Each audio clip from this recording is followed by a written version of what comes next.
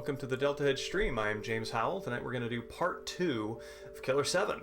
And we left off last time right before the fight versus Angel, which is Kun Lan's sort of image form, the anime Angel, on whose back live 4 Kun Lan face molds. And we will be shooting them with Kaede's sniper rifle, or sniper handgun, that's it. And yeah, so that's where we're gonna pick up, and super excited about that. Let me get chat coming up here on my thing here. Alright, excellent.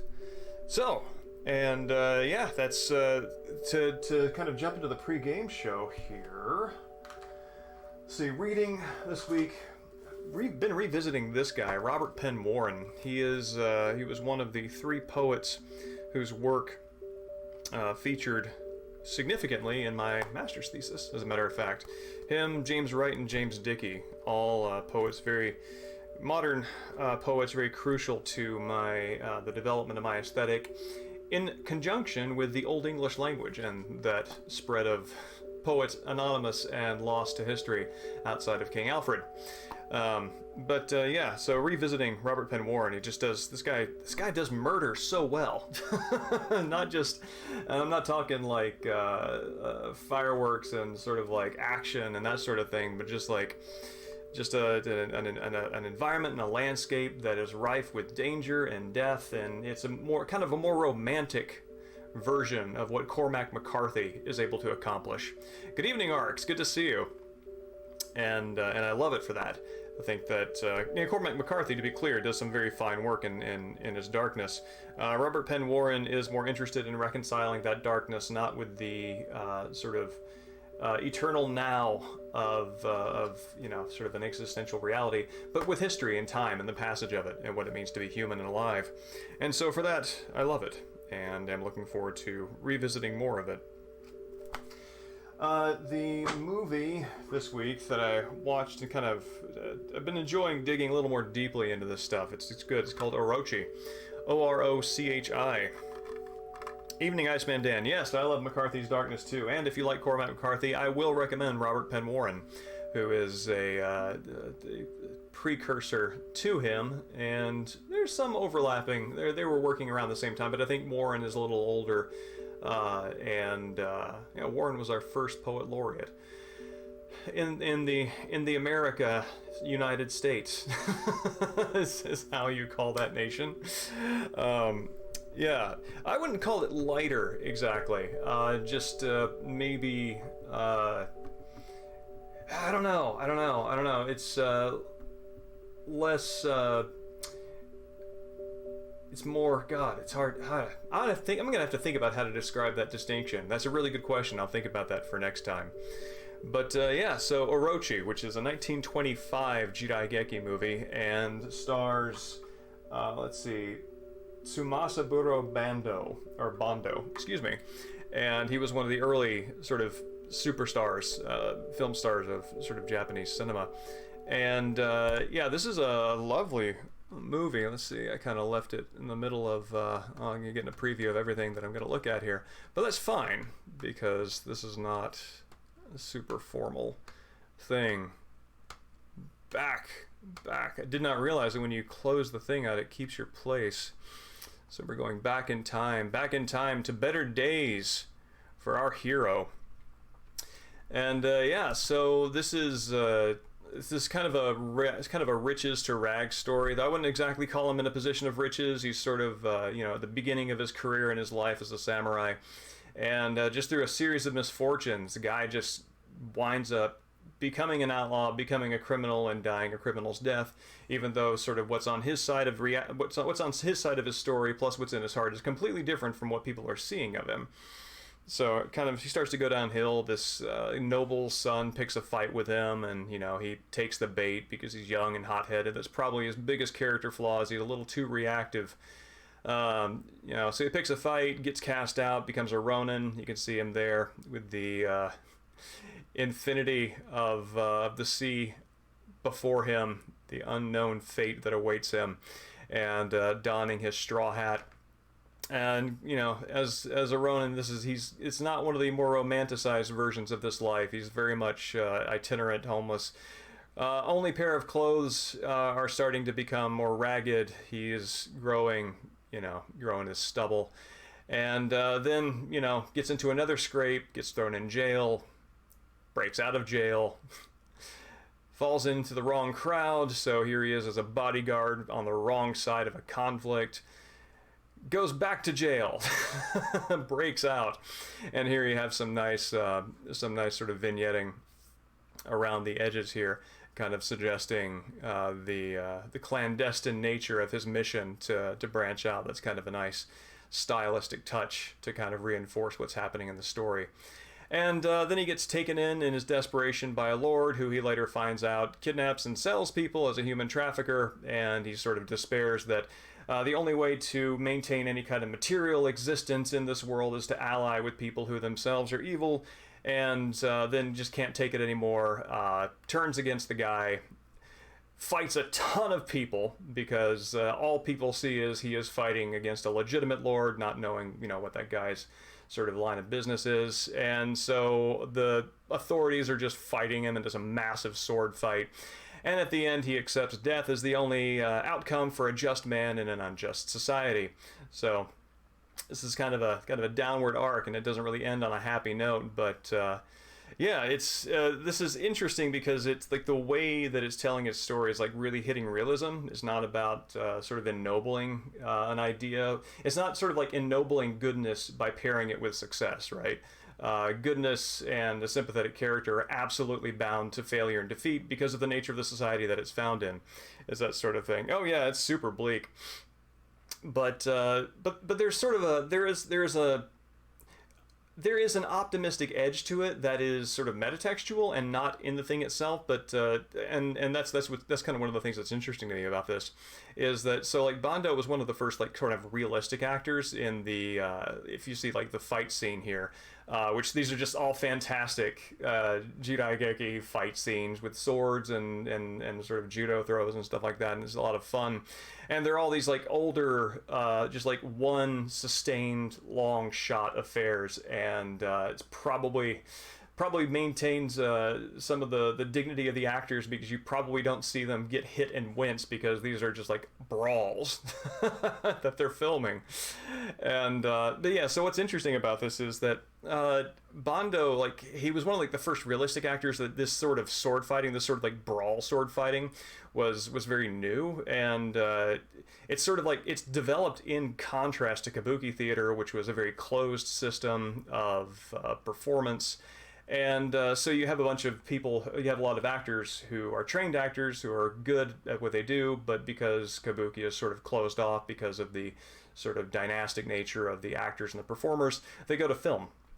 And there's this sort of real raw energy that comes out in a lot of these movies, which is sort of one of the things that samurai movies are known for, right? The sort of like period film sort of aggression and the sword fights, and that comes like as a push on this like sort of like younger up and coming generation on this system of acting that has shut them out.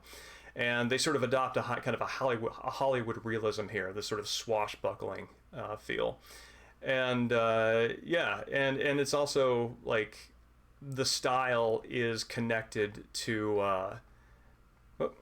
which way am I going? There we go.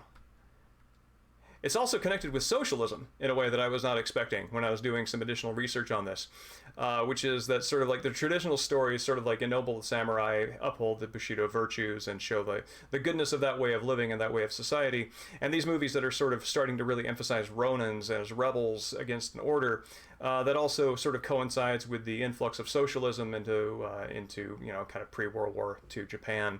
And it's a rejection of social hierarchy. So these are very much like, these movies, even though they take place in sort of these traditional settings, are themselves sort of like rejections of tradition. And also there's sort of a meta commentary there that sort of like the egalitarianism that you want to access the art of your choice by being allowed in by the people who are gatekeepers.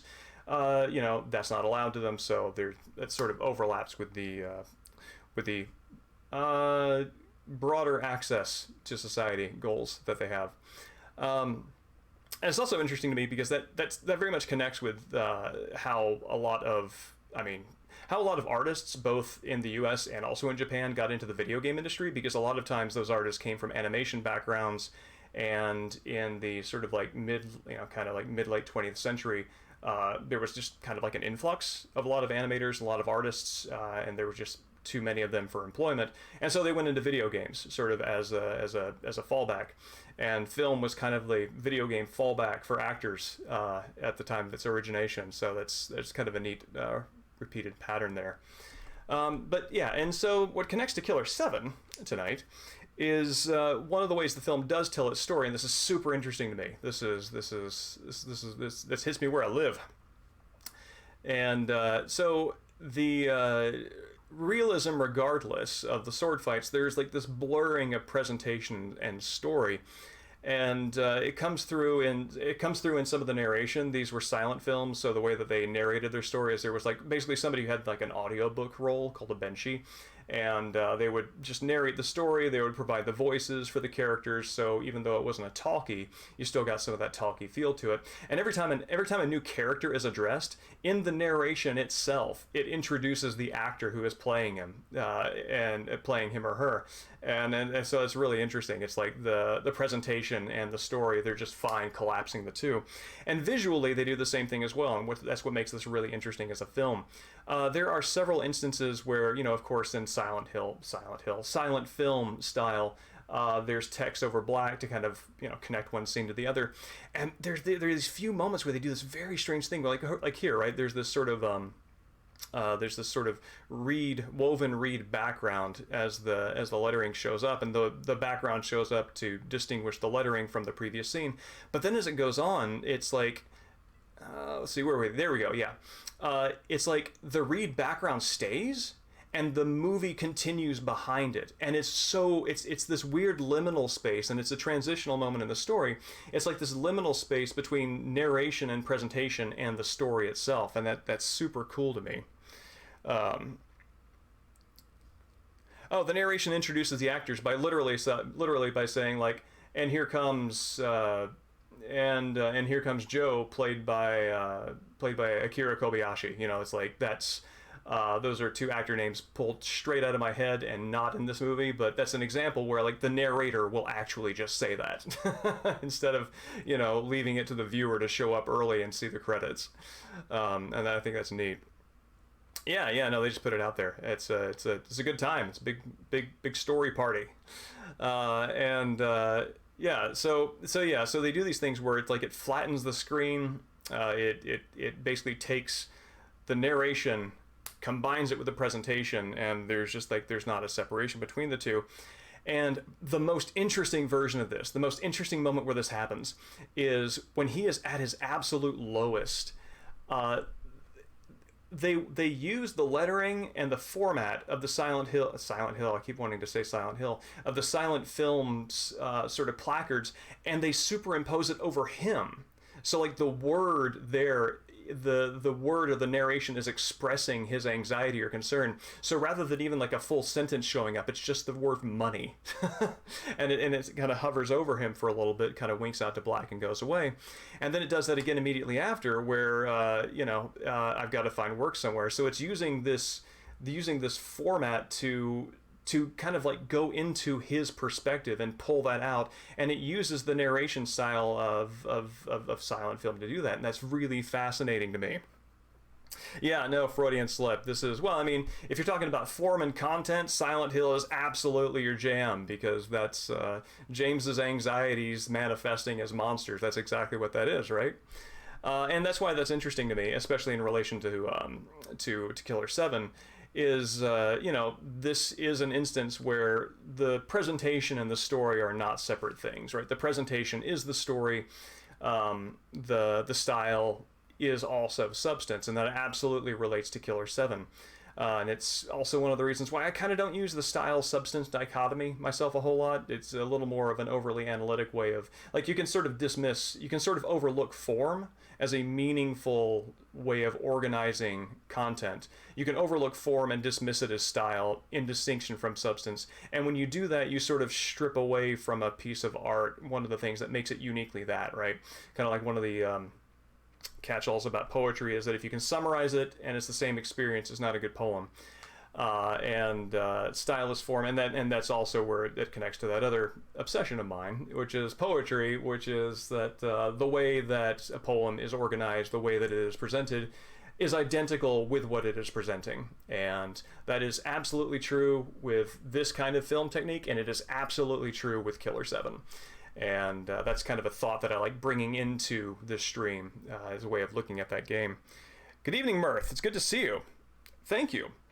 I appreciate that. I have sort of been experimenting with these the past several weeks, and some folks have said that they like them, and some folks have been silent, so I'm just continuing to enjoy it.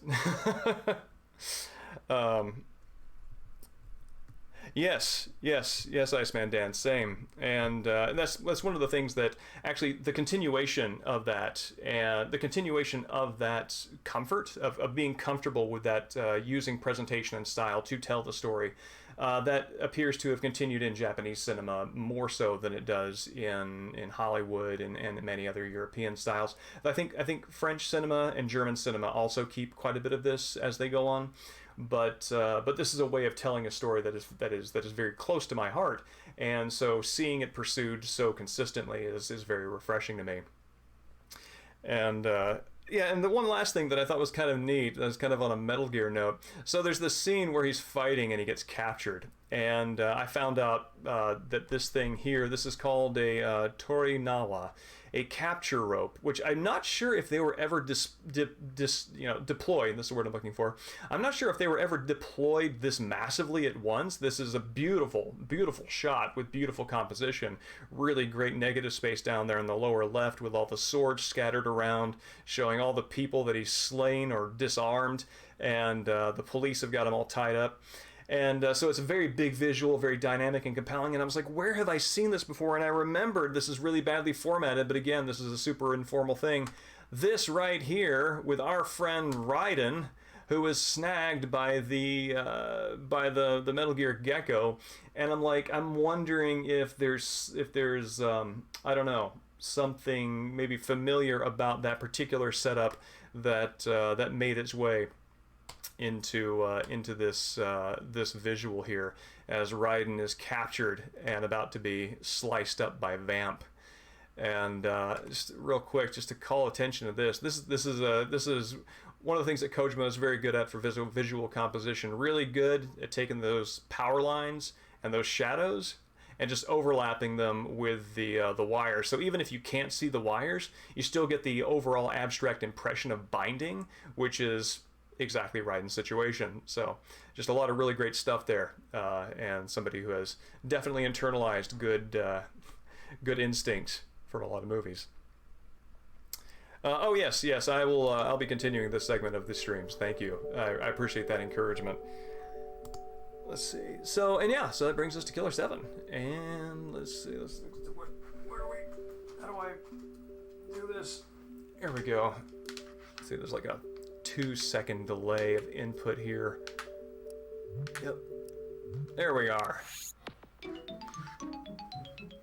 Yeah, exactly. The doubling of the effect. It's like it's a lot of cross-hatching that, again, a form substance thing. The composition of the visual shot is telling you what is happening, even though from that vantage point, unless you've got like a very high resolution screen, you can't really tell what's happening yet. So it's very, very, very aesthetic, and I like it.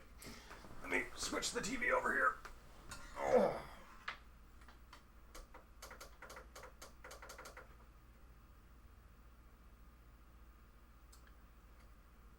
So what is our aspect ratio? Good.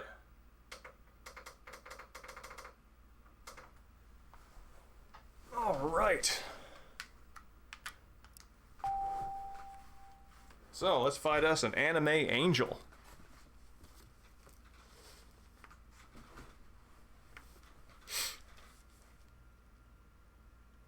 I sometimes adopt colloquial phrasing like let's shoot us an angel, which is definitely normal speech for kind of one of the places where I come from in the American South, and I do hope I wonder sometimes if that is confusing to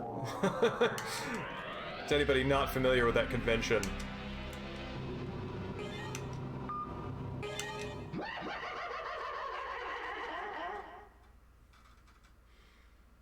Ah, love it. Let's see, 8-4. That's our game, and that's the latest timestamp. So there we go. Really like how when you load it up, it starts back at this, so that if you haven't played the game for a while, it just sort of refreshes your play, so you remember. First off, you remember what your target is, that this is the guy who you're killing in this mission. And it's also kind of a nice bookmark, because when I see this, my brain associates it with the images that followed, and that sort of helps to kind of catch me up on what I already know about the mission. So, smart.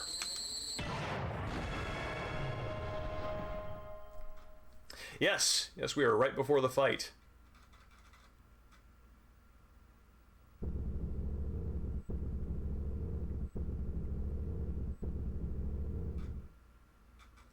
I love the heartbeat, the mechanical heartbeat of that aesthetic. It actually reminds me of let's see, can I access it here?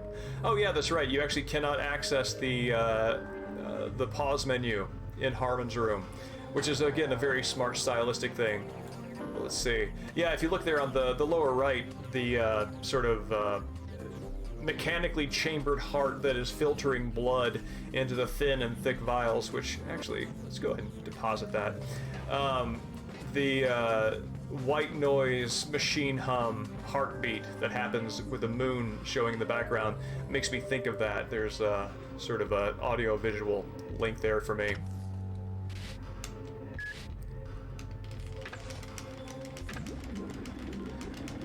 Evening, Swimmy. It's like, let me squeeze all this blood out of a blood bag here. Oh! It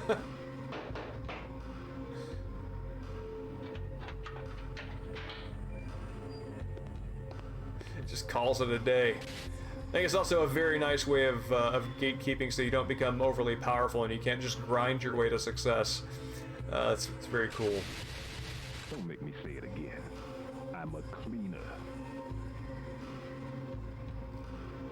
Oh, interesting, Mirth.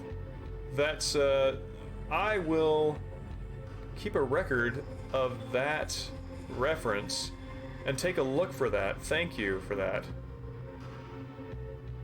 Yeah, Killer is Dead has different ambitions, I agree. I remember there being some attempts to reconcile the overlapping the overlapping imagery between the stories and connect them, which actually Travis Strikes Again is connecting the pseudoverse quite unexpectedly. But the moon just sort of shows up as a recurring image in a lot of his games in a way that I'm not sure is tototally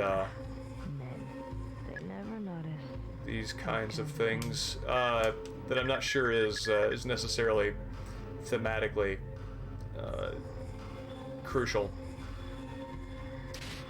Like, you know, Moonlight Syndrome, and the what is it? The Fatal Frame game that they made on the Wii, which would actually be a fun game to stream because I have the fan translation loaded up on the Wii and could play it on the hardware.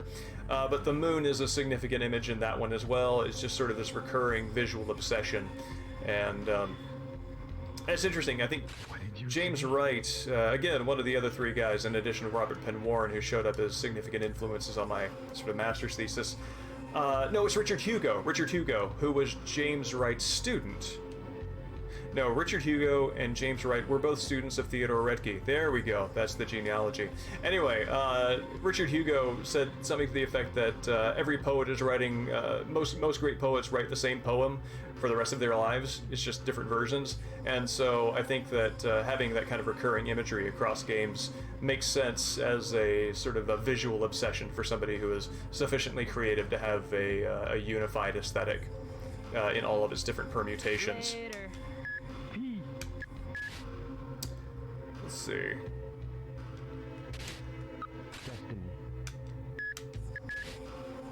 Speed is what Mask needs. Range, Wyvern. There we go. I feel good about that. You won't make me say it again. I'm a cleaner. Wait here. Dan is where I want him to be. They never notice these kinds of things. Alright. Now we're golden.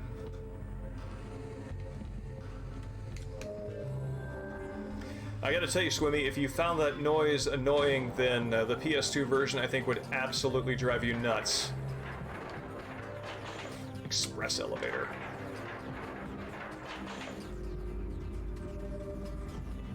Because the load times on that are considerable.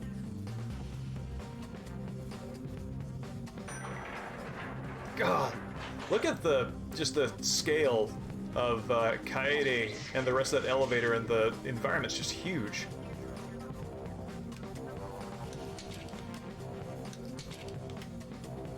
Just gonna appreciate Garcian's reload animation there. He pulls his gun from its holster or his pocket inside his suit, ejects the empty magazine, and then has one in his pocket that he snaps it into.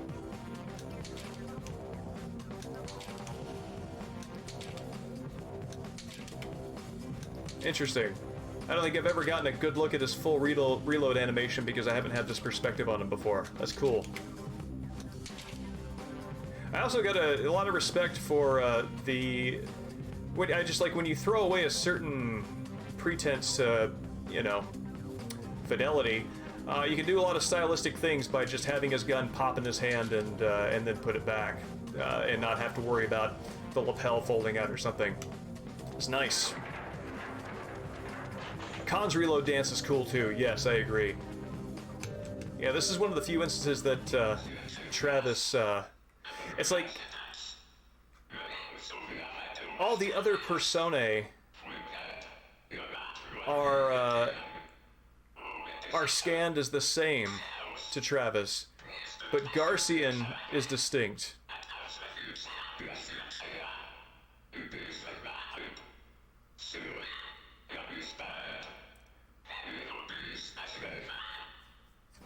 And it's also interesting to see, like, Travis is actually very upset with the possibility that Garcian is angry with him, but he is perfectly willing to talk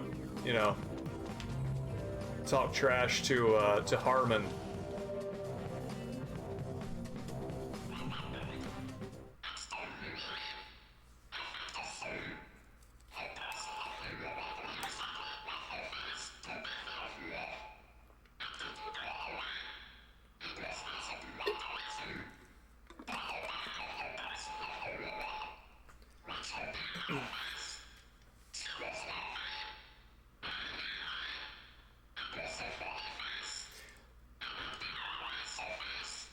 Out of every TTS and then audio filtered voices in this game, that kid's is the most, like, it is unexpected for the way that he looks, yet also I can strangely see it. Like it's almost like he's got some sort of like vocal cord damage, and like his mouth is stuck open because of that, and it works weirdly to convey the sort of horror of however he must have met his death. And here we have Dwight Schultz as Harmon Smith, and Please, be careful, sir. I love Dwight Schultz.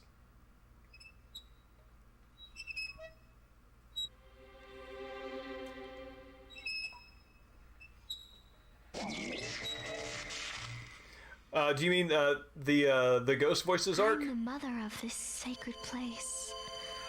Our 4 children served their purpose. They didn't die in vain. But our other 9 children were killed by you. What do you want from us? Is it so bad that we have a purpose in life? We are only serving our gods. At heaven's command, we will kill the unwanted. We must get rid of bad trees from their roots. I hope you are not one of them. Good night, child. It's past your bedtime. Armand is having none of it. Yeah, so this is our first introduction to one of the game's recurring themes, which is the relationship, basically sort of like anime and Japanese pop media as antagonistic, or somehow essentially violent. We encounter this again with Ayane Blackburn midway through the game, who Ayane fights with an anime mask on, and this anime angel. This is I mean, it's a anime manga trope that you see in a lot of, well, anime and manga. I'm thinking Angel Sanctuary comes to mind. I haven't read so much of that in so long as contemporary examples escape me. But yeah, so like this Kun Lan, who is sort of representing kind of the spirit of the East, is using he and his lieutenants, or those who work in his spirit, they use these images from Japanese pop culture as their avatars out there in the world. So just that is part of the texture of this game that I don't quite have a specific conclusion on right now, but is worth sort of identifying.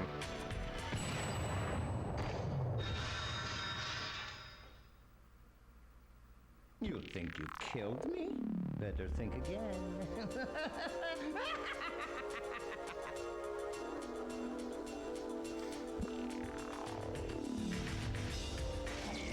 Because this angel's the angel's presence as Kun Lan's sort of avatar out there is in some way similar to the way the Smiths are out there as Harmon's avatar.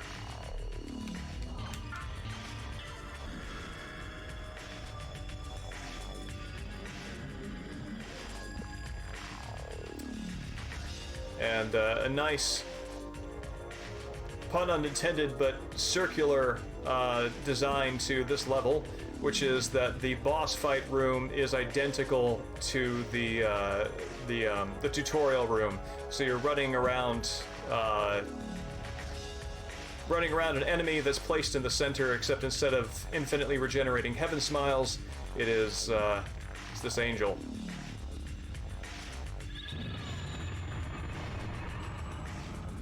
I think I gotta run this way, because she always fires out of her right palm.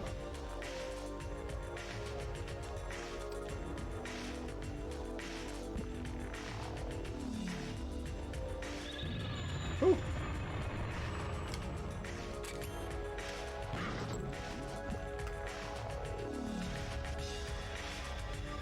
That's excellent, Mirth. I'm glad. I'm glad that you had a chance to play this first, because this is an amazing first experience to have solo.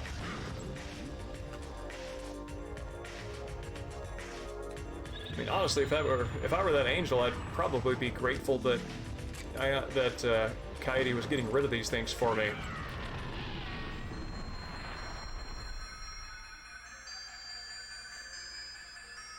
Evening, Olmeda.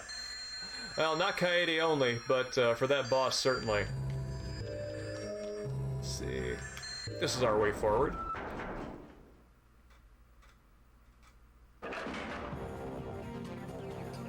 Oh wait, this is... wrong way. Yeah, when I played through this the first time, I thought that I was much less of an aggressive action gamer at the time, and I was going to lean on Kaede for a lot of the game, but just the scope and the slow reload time were not enough to get me what I needed.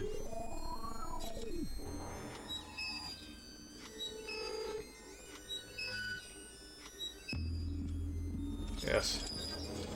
Here's Harmon's quick turn animation, which I am interested that it exists because I don't think that I think Harmon only shows up in situations where it is a one-way street to whatever your next goal is. It is also interesting to me that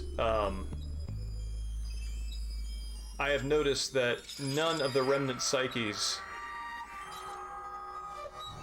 show up to talk to you when it is Harmon in the field. Like, they're all more than happy to talk trash to Harmon's avatars and talk through them to him, but once the big man shows up himself, it's like, no thank you. Oh yeah, I think you're right. I think you're right. Oh man, just look at the shapes here.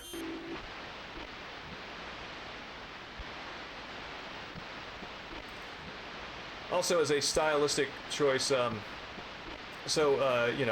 talked about the load screen being not the moon one, but the other one being like television static, looked at really close up, and the zoom focus with the zoom effects on Harmon's gun and on Kaede's pistol have the same kind of thing. It's like there's an increased analog distortion, a visual effect, kind of, you know, if you got up really close to an analog TV and you looked at it, and also if there were additional static and distortion, basically you're pushing the signal to its limit. And it uses analog visual and audio cues to communicate that. And it's clear that Harmon has an analog TV in his room. So yeah, it's like whenever you zoom your gun through your character, it is as though Harmon or Garcian or whoever is controlling this back of the trailer is doing what so many of us did with an NES back when we were playing Duck Hunt, which is to take the gun and get really close up to the screen and shoot the ducks. Like, that's what he's doing. He's not zooming in, he's getting up real close to the TV. And I dig that.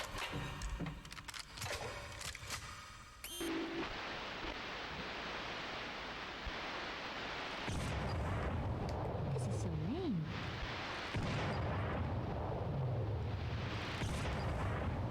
This is so mean. Let's see. Yeah, I can get a little closer. This is also a good moment to that the game gives you a little more time to breathe on, because it becomes absolutely important for the circular nature of the story at the very end. Do you mean with the light zapper arc?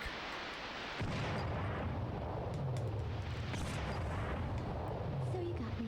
Oh well. God, you stink. I mean, you stink. Can't get it up? This is so mean. Interesting.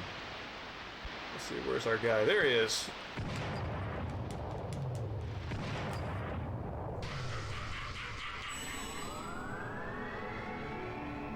Oh yeah, no, you can get closer and you can hear her audio better, and Kunlun materializes I guess my trick didn't work on you. larger. Tricks are for kids, Coon. I'm an old man. Yes. Nothing has changed for 30 years. No matter how. I wonder if this is supposed to be like a generic brand version of Seattle, because that building in the background absolutely makes me think of the Space Needle. Like our And I mean, that's kind of where Garcian lives, Why right? they seem to win. Do you know why? No, you tell me. Oh, I love the alternation of colors and composition in these two shots. It's so good.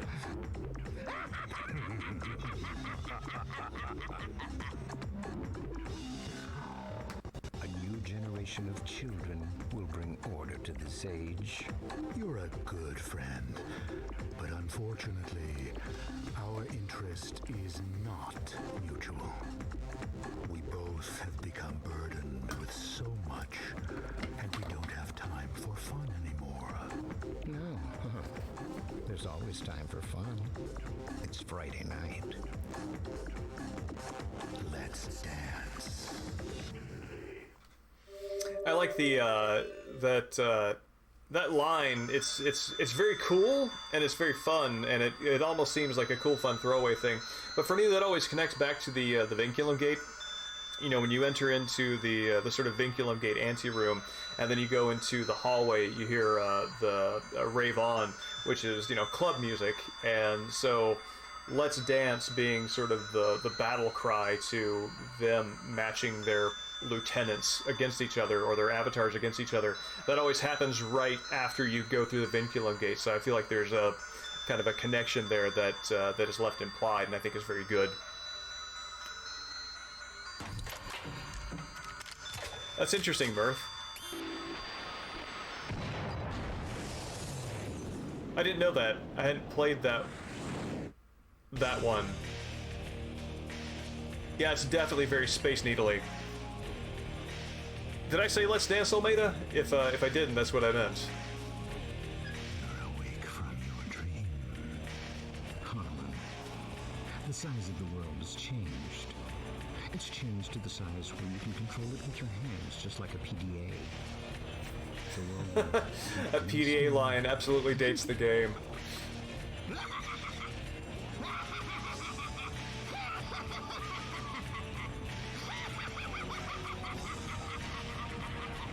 Gotta say, it is a bold move of Kun Lan to get rid of the excess length on his tie just by cutting it straight off.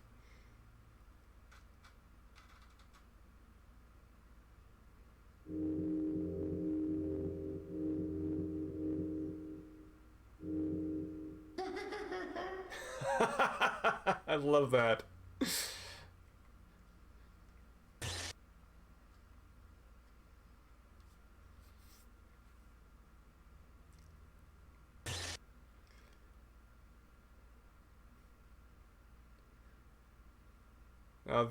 The fact that you're shooting human beings that I don't know. It's never really quite clear if there's a consistent identity for the Heaven Smiles, whether they are human beings and you then can perceive them as monsters, or if they are sort of like these intangibles that only you can see. I think the latter is what it usually is. Yeah, but then it gets a little squirrely in Olmeda's city, in Olmeda City. Anyway, we'll visit that then.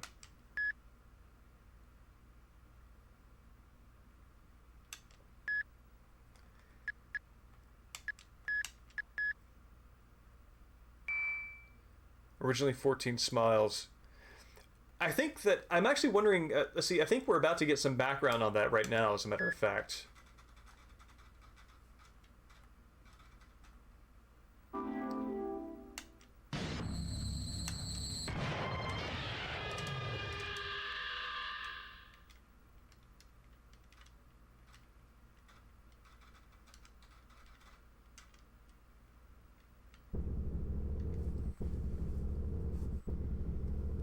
If I'm remembering the order of events right, we get a little bit of an anime background moment. Yeah, here we go.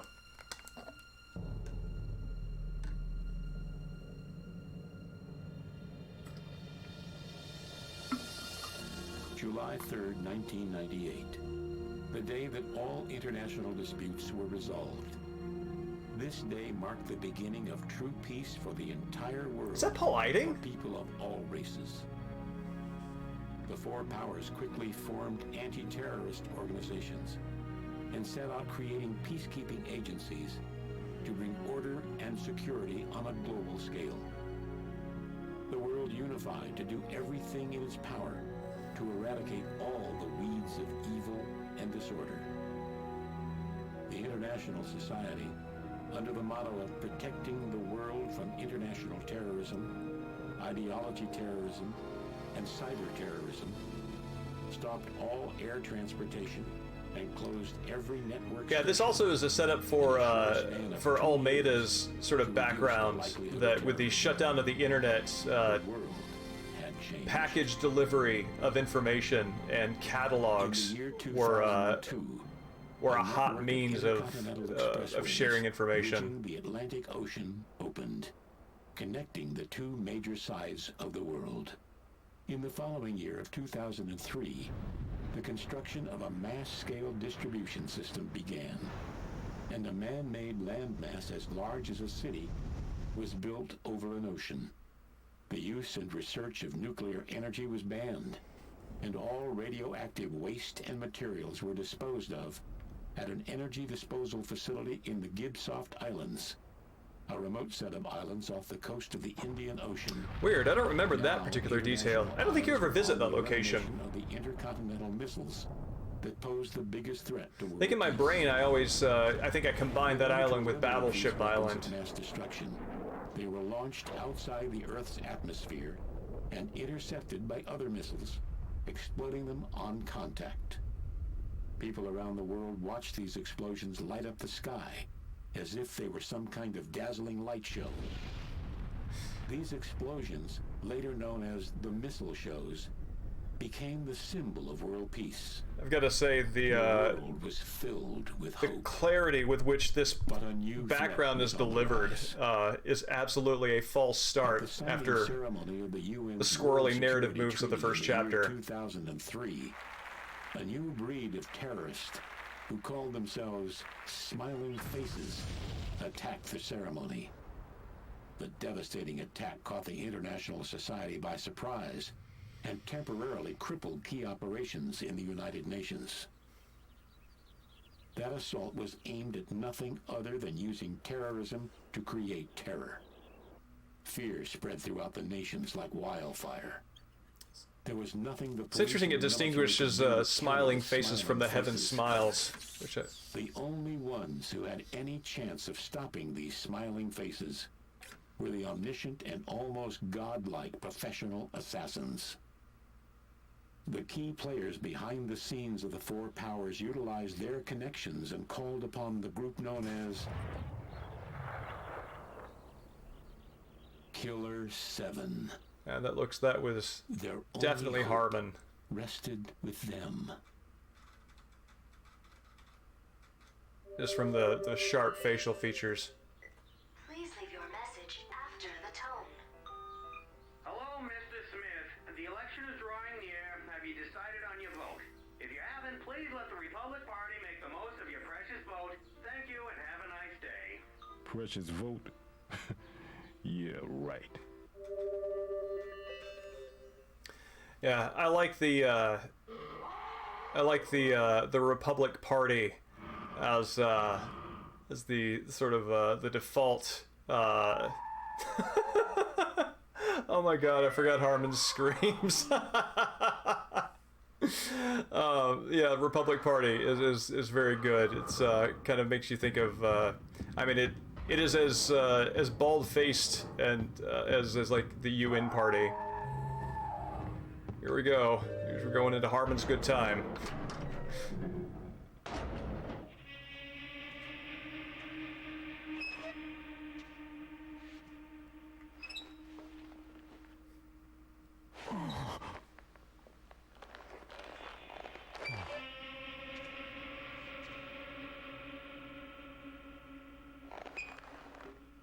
And this gets absolutely into the appearance reality and the You want to eat? conflation of opposites into the same figure Make it fast, okay? that I have to go to class at 9.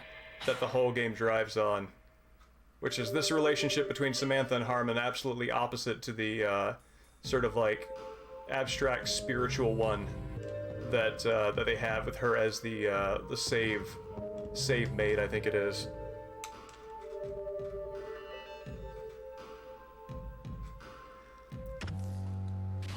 Garcian, how long has it been?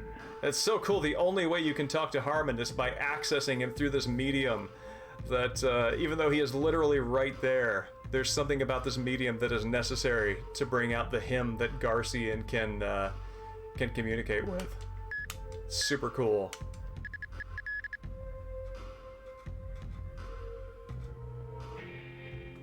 The master is awake.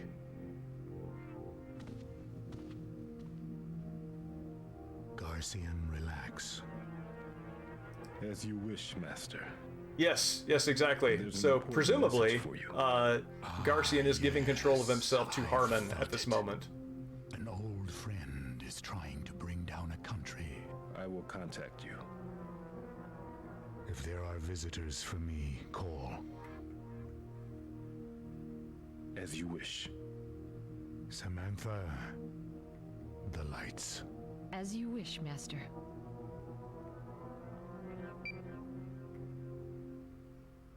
She also uses the same controller that she uses as the save mate to access the TV. It's time. Can I go now? Yeah. Thanks. See you tomorrow, then. Thanks. Mwah.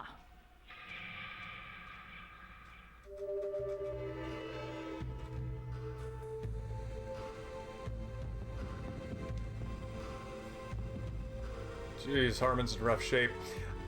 I think, if I'm remembering Hand and Killer 7 correctly, Harmon is in this state because Dan is always something of a firecracker, and I think that even though Dan is a persona that Harmon can sort of adopt and control for his purposes, they do have some potential to have like face-to-face existence, and Dan severely wounded Harmon, and that is why he is here, and there's this sort of like very roundabout way of keeping in touch with him. But I don't think that ever comes up as relevant in the game. It's just kind of a neat background element.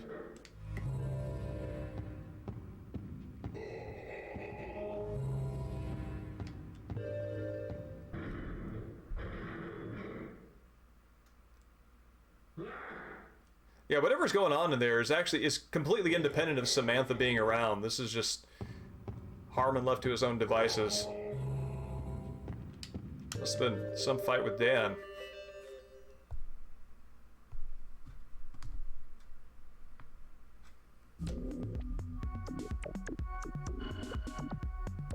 Let's see, Garcian. Oh, he's kind of now that I live in this area, I kind of want to take a closer look at that map and figure out what neighborhood he's supposed to be in. It looks kind of Tacoma-ish.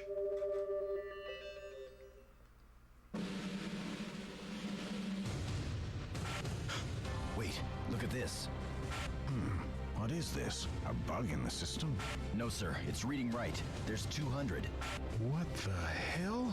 A country could disappear off the map. Do you have the impact point yet? This is great. Yes, sir. It's I remember so many people. Are the fireworks ready? No, forget it. Who I've kept tabs on while they've been playing this. As soon as they got to this, they lost all hope of it being interesting because they thought that this was going to be the tone that the rest of the game took. Get the president on the line. This is an emergency call for the president. Mr. President, this is Spencer speaking, sir. 200 pulsars have been fired towards Japan. We're unable to compute their trajectory since we're avoiding the computation time lag. Interception can only commence 2 hours before initial impact. Shall we launch the fireworks? Mr. President, your assessment, sir. Mr. President.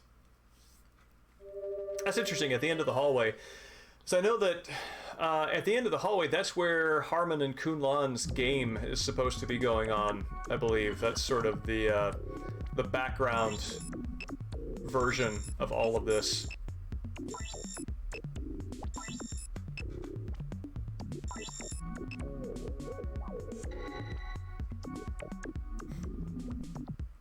Yeah, let's see, who was president when this came out? That would have been still Bush. Yeah.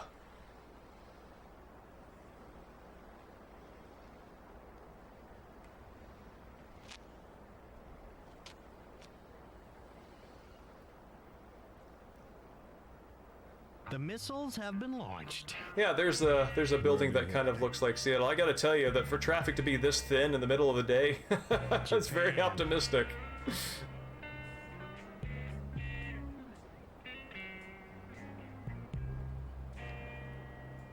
Washington? Restaurant Fukushima. It's a popular joint. And the target? The owner of the place, Toru Fukushima. See, he's the middleman between the Japanese UN representatives and our government.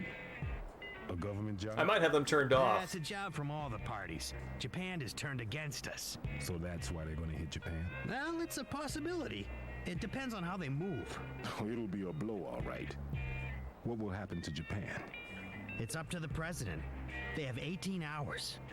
All hell's gonna break loose over in Washington. And I sure as hell don't want to be there. If, for some reason, you need help, go see a guy named Kasai. He's well informed, especially about the Japanese movement. You got all the details in there, okay? This time, the string puller is Fukushima. Now, the integrity and the true worth of Japan is at stake here. And Garcia just pauses briefly to wonder how that relates to him.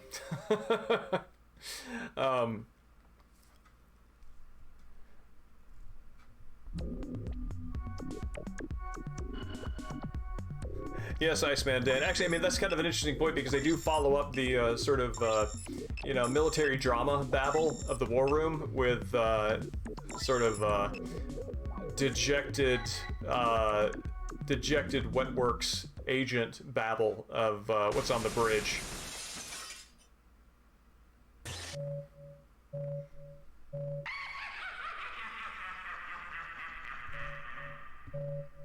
How do you mean more open-minded, Master Bismuth? That's interesting.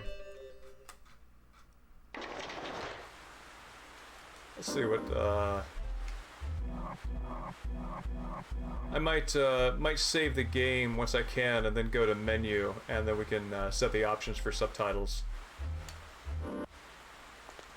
Oh, this is just a beautiful, beautiful area.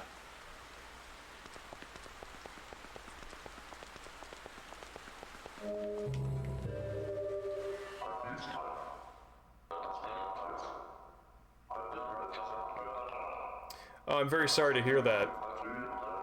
And yes, I can see that.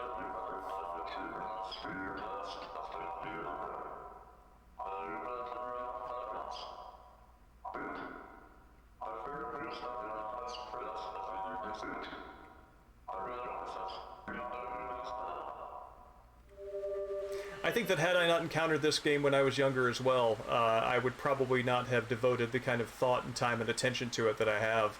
But, you know, you attach on to the things that come along at the right time. Yeah, Vision Ring, that's Garcian's special object.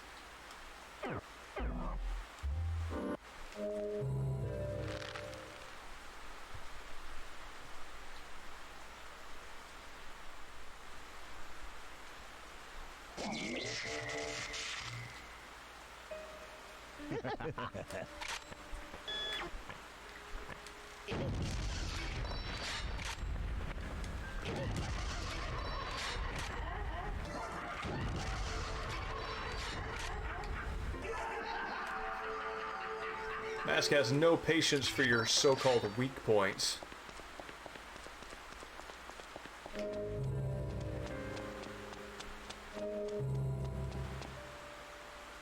No, I get what you mean. I understand what you mean. From my own perspective, I know that as I've gotten older and my time has become more limited, if something is a little unexpected or harder to access, I can actually feel the timer counting down in my head for how much patience I have for figuring out before, I've got to go do something practical, is the way it turns out. My fuse on that is a little longer than most people's, but nonetheless, that is a consequence of aging that I've experienced as well. All right, let's see. Can I get to the options menu? Anyway, actually, you know what? Let's kill Garcian. That'll take us to the options menu. Yeah.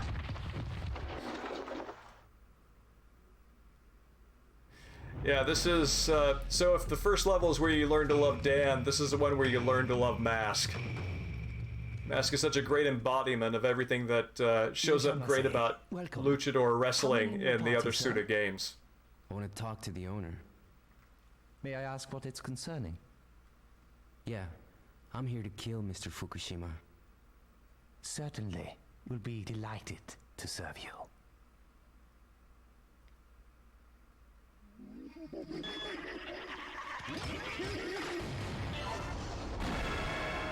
Yeah.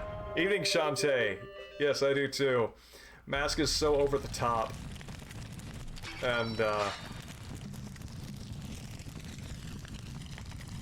what am I doing? There we go, that's what I'm doing. So,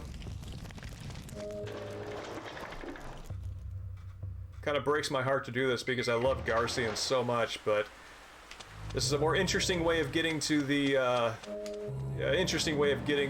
options screen, which is only accessible at the main menu. And also, when I died as Garcian the first time, I immediately understood that Garcian was somehow, Don't make me say it again. Garcian was more important than the rest of them, right? Because that's the only way you get an actual game over. And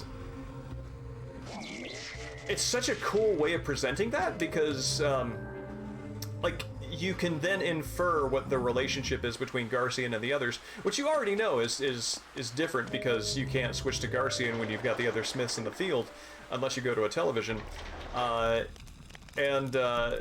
But then it's followed up with revelation that that little piece of information would absolutely never lead you to conclude.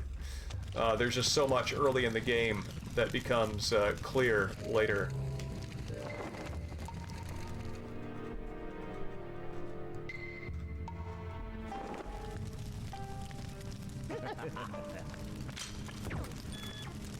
Also, I love this change in perspective. It just shows you how much of a giant Garcian is. That the camera's perspective on him is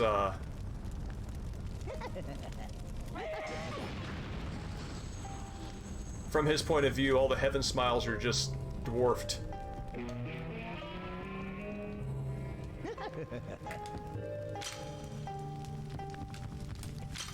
There we go.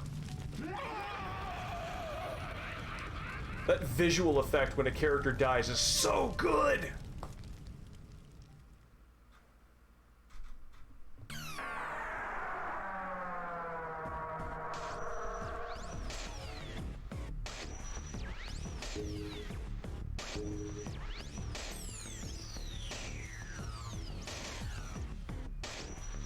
It's a pretty groovy track, and it actually has an endpoint on the OST. Curious if it actually ends in game.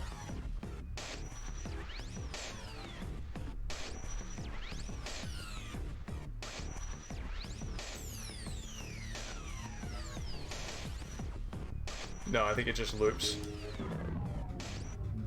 That's a neat sound effect that I've never heard before because I've never selected that option. I've always just turned off my system.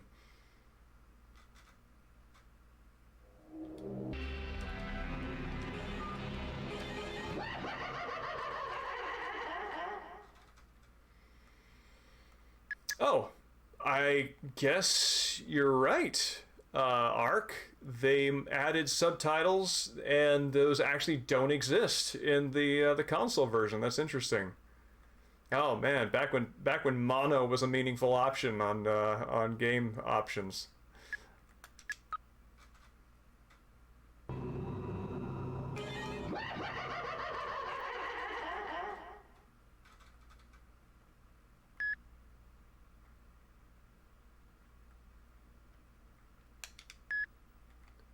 Oh yeah, I guess that's always been sort of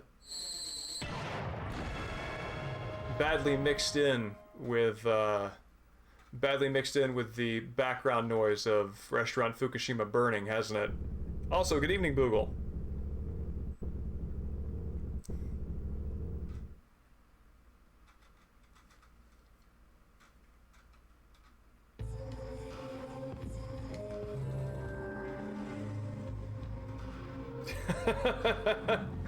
Is she, yeah, she's throwing her voice there, huh? Oh, good, Shantae, we get to watch it again. Love that. Just like absolutely no wasted momentum on headbutting that rock. Irashamase, welcome. How many in your party, sir? I want to talk to the owner. May I ask what it's concerning? Yeah, I'm here to kill Mr. Fukushima. Certainly. We'll be delighted to serve you.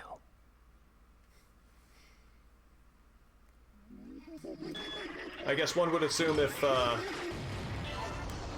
Fukushima is in possession of the Yakumo enough to be able to wrest ruling control of Japan into the UN party's favor, that pretty much everybody employed at his restaurant would absolutely be a heaven smile.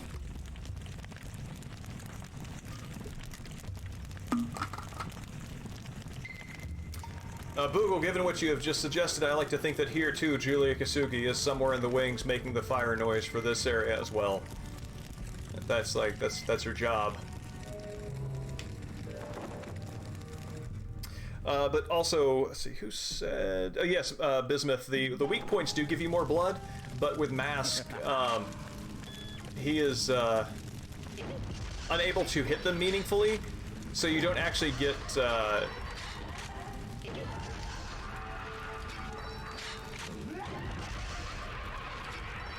You don't get the blood from it, so you got to switch to someone who's a little less overkill.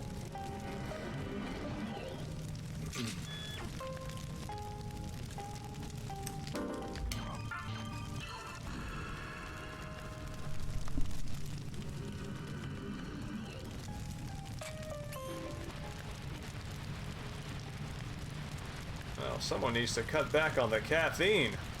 Oh, excuse me.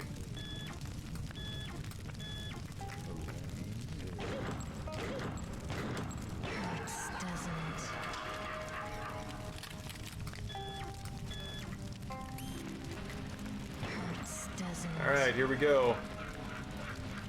Ah, that one was for all the beans.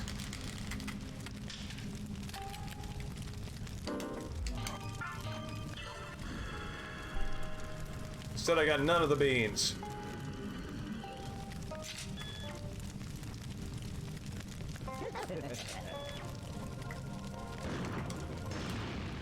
Ah. Let's let that fade.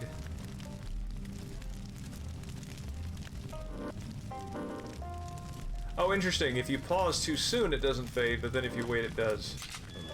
Oh god, he's right behind me.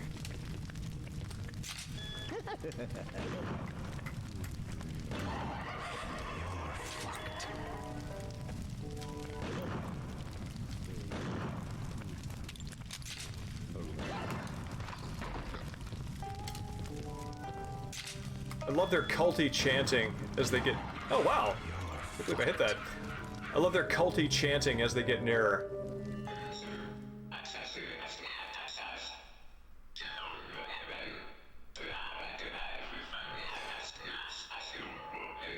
Mirth, you have to shoot the yellow part.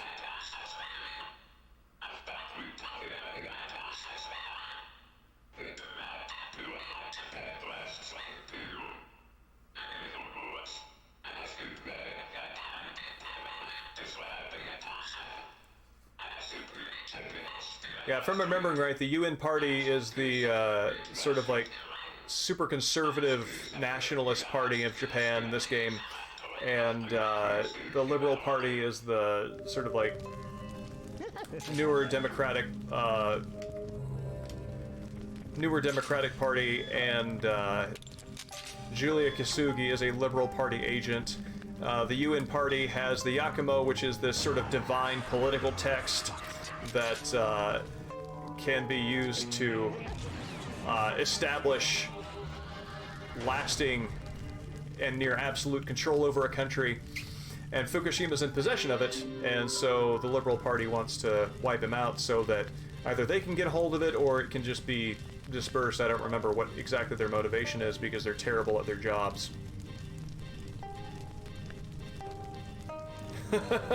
Yes, Ark, that sounds like the kind of thing that that there would be an Easter egg for that you'd get like a trophy for, right?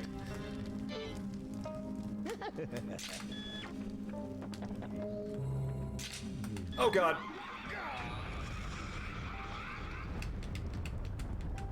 Oh, I swear to God, like when you get hit with a Heaven Smile with headphones on, it's a completely different experience. Johnny absolutely gets paid, just maybe not the way that he would want.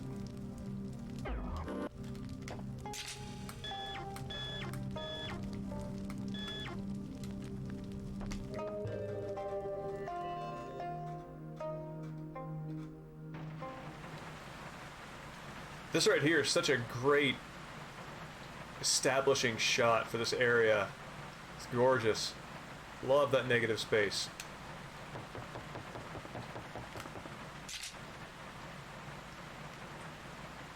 Oh, hey, nifty! You can actually see Fukushima's little island building. I think that's what. Oh no, I don't think that I would have access to that visual yet.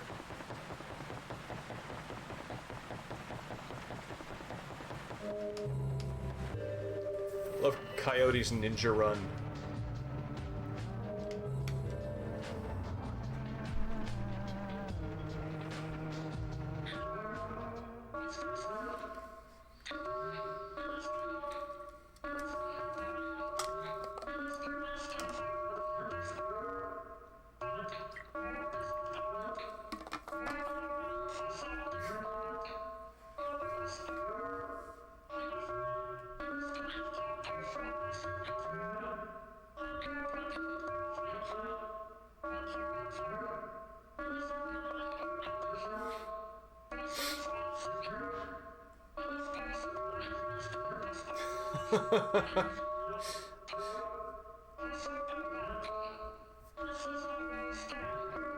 Susie's, the tone of Susie's horrible anecdotes. It's just, it sticks the landing.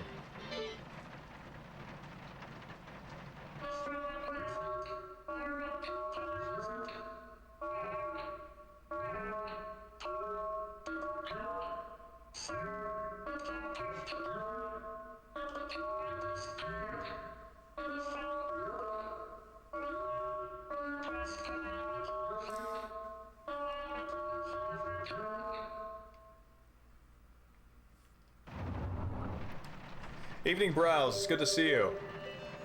How are you doing?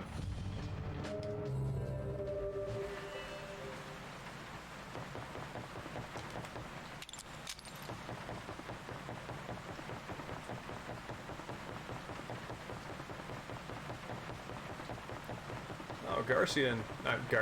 Coyote takes a long way around, doesn't he?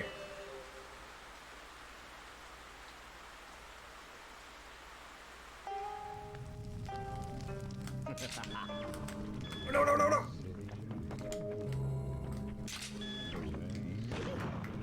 Whew. You're fucked.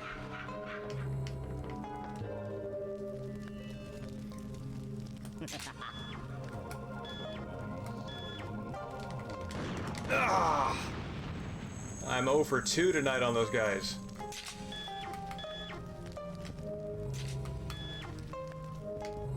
Oh, there's a carrier pigeon I missed.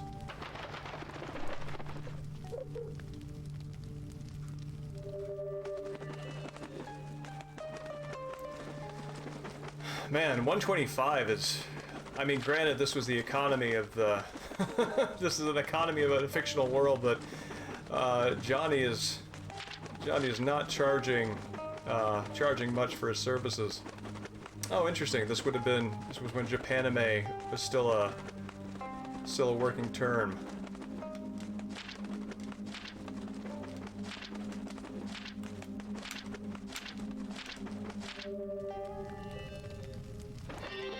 In fact, I mean, I believe they use that in Metal Gear Solid also, when Otacon is introducing himself.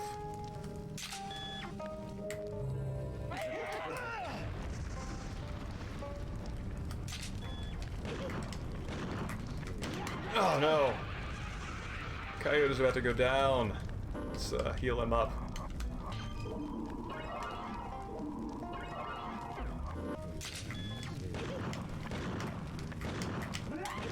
Ah! This hallway's brutal.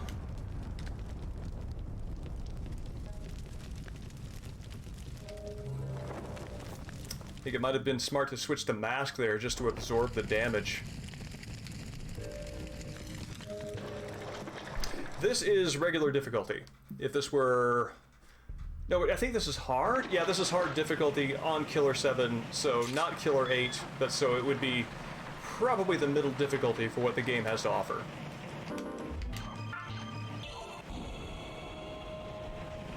I remember that hallway in particular consistently giving me trouble.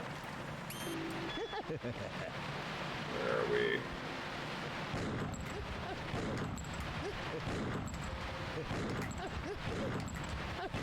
Oh no. That's a bad moment. The arm weak points are such monsters because they can't actually go away if you...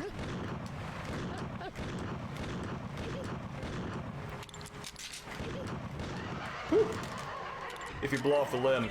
That was actually one of the reasons why I used Coyote less frequently, because his special skill is the ability to blow off limbs, and 9 times out of 10 that wound up just taking away my weak point.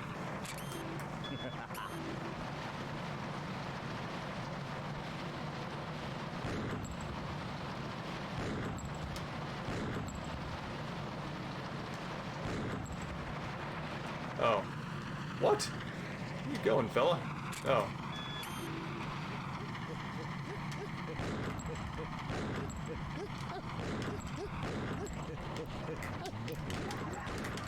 Oh no, no! Got caught on reload.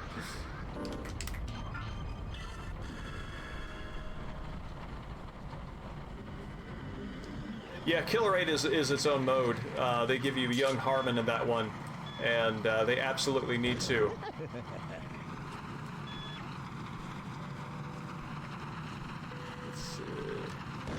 Let's get some thick blood out of this guy at least. There we go.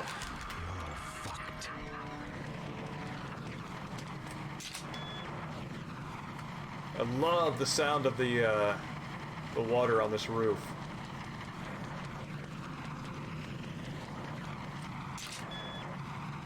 Actually, I think we're about to come up on one of my favorite Travis moments here. Like, this line is stuck with me, and it's one of these things that just sort of comes to you out of the blue when you're not thinking about Killer 7 or anything related to it, and it just, this posture, this cold rain this evening is like my damn tears, you hear me? Like, that's just, it's good.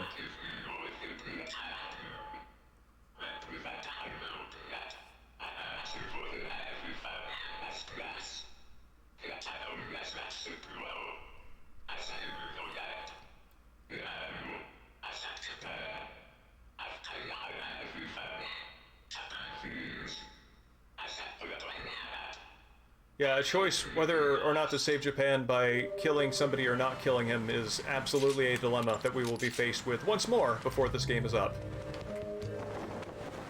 And yeah, Bismuth, Harmon has as much or more health than Mask, I think.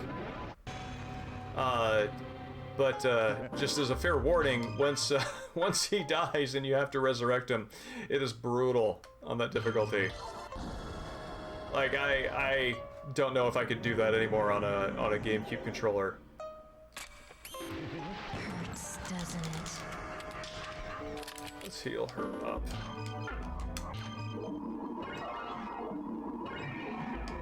And yes, Ark, I agree. I have the same experience with the weak points. It almost feels like the actual weak point is somehow extended forward in space from the weak point itself. So it's almost like it's a 3D object sort of hovering there in front of it, and it kind of moves around as the model moves around. So you could shoot what looks like just above the weak point and actually still hit it. That's the only way that I can visualize it and have it make sense, because yes, it is very finicky. Yeah, the Russian roulette moment's good. I kind of want to say that's like... I'm 90% sure Steve Bloom played one of the military war room guys. Oh, no, I do not like how near those footsteps sound. But yeah, him playing Benjamin Keane's absolutely Great performance. Oh my god, how am I not hitting that? Wow. Oh no. Alright, this one counts. It's been a while since I've been to a Harmon's room. You're fucked. Good. You're fucked.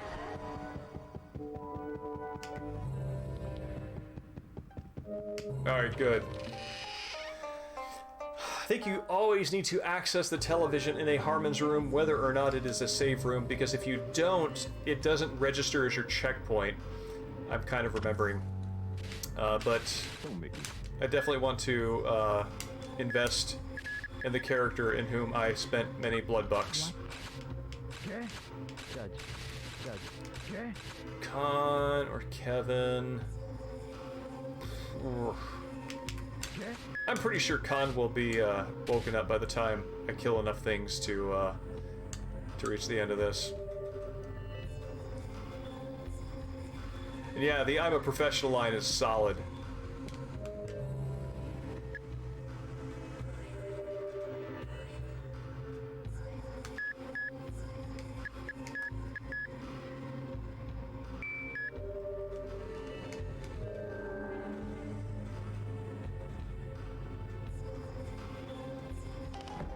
Wow, that's...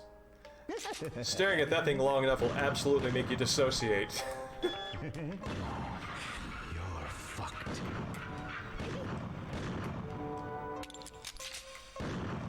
Oh no. Okay, good.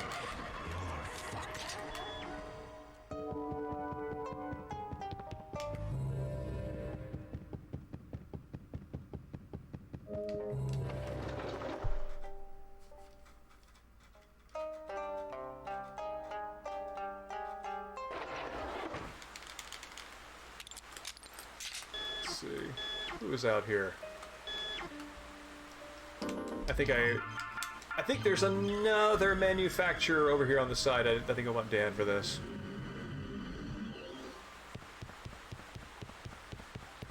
It's also the difference between Dan and Coyote, in addition to you know, their sort of postures. Oh, weird! I forgot there was a map button here.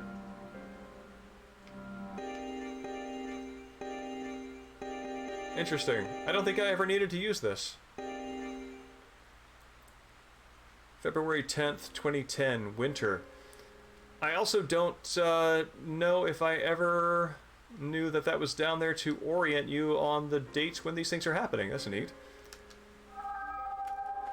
But yeah, this is what I was looking for. So we talked about this a little bit the last time, but like Dan and Coyote hate each other, and Dan's got the sort of trademark sort of holding his gun on his back like a sword. And Coyote's got the opposite posture when he runs, holding it the same hand, but he sort of curls it underneath. Yeah. Curls it underneath like that, so it kind of visually distinguishes them as opposites. And also in their footsteps, characterizing each Smith by the pace that they run or walk at is cool. It kind of shows Coyote's sort of manic kind of craziness a little bit more, that you know, he's got this very fast, rapid footsteps, much more adrenaline fueled than Dan's calm, I've done this a million times.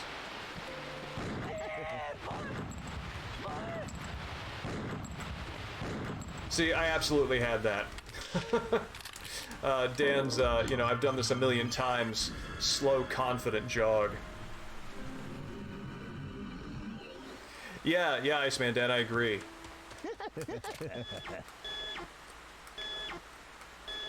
Where are we? This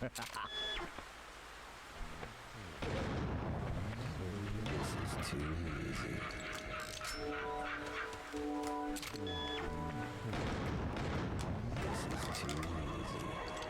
I think they give you a combat penalty on reload speed if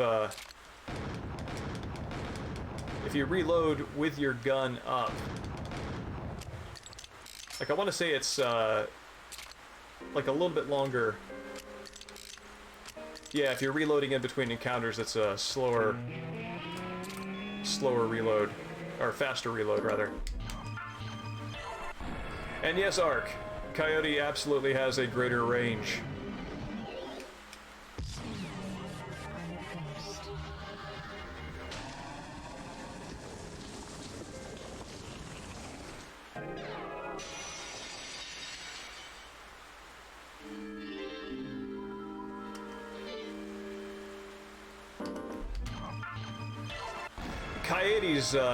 Coyote's special ability is the most bewildering out of any of them's, I find.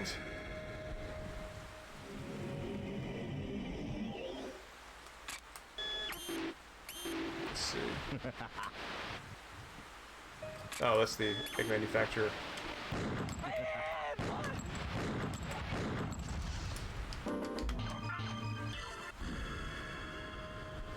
I've gone through entire playthroughs of this game, and if you know that I wrote that giant plot FAQ, and did the Hand in Killer7 translation, can imagine that I played through this many times. I've gone through entire playthroughs where I have not hit a single Camellia smile.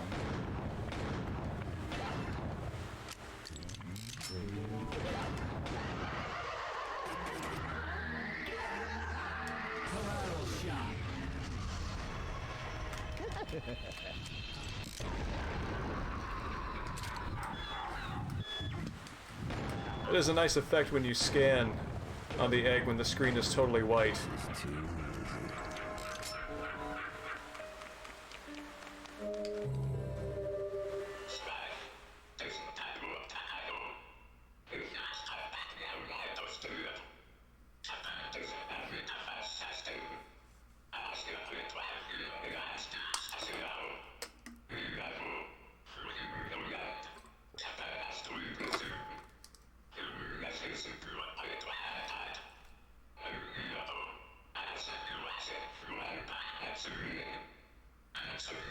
Gotta say, this is a very bold game and story for Suda to have written.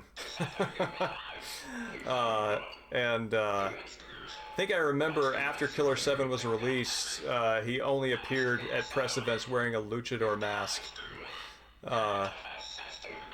In part because of Master Smith, but I think also to try to stay a little anonymous out of concern for backlash. That's interesting that, Killer7 is always a great playthrough, but I think right now they're revising whether or not to continue to play host to the U.S. military presence in Okinawa. So there's something a little timely about this.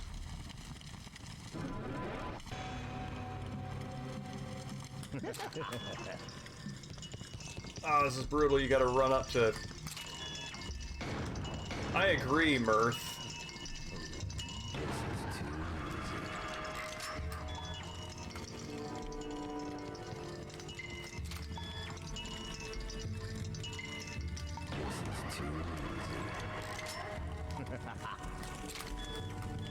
Oh, it's you.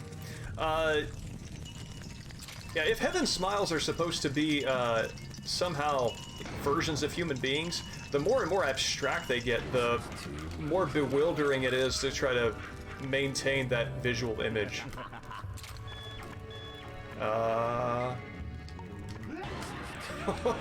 wow.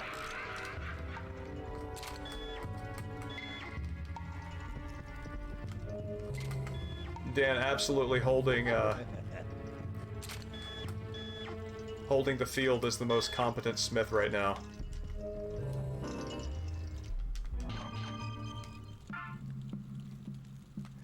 I can see that arc, yeah.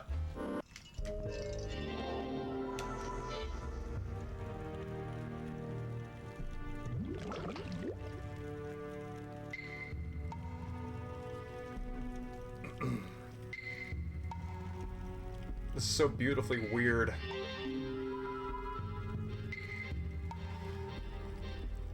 sympathetic connection between...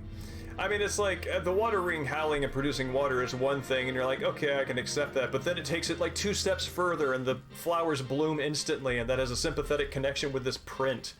It's so strange. And I love it.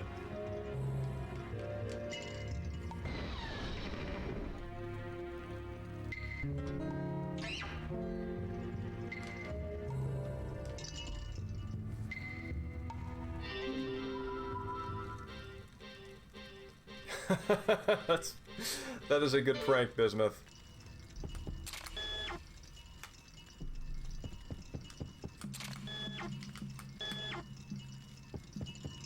I can see that, Mirth. Yeah, that sort of abstract and monstrous anatomy.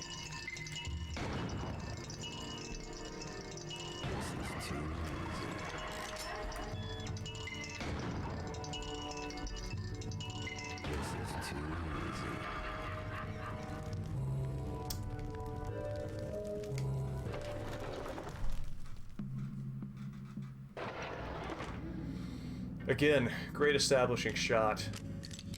Really good eye for framing on all this.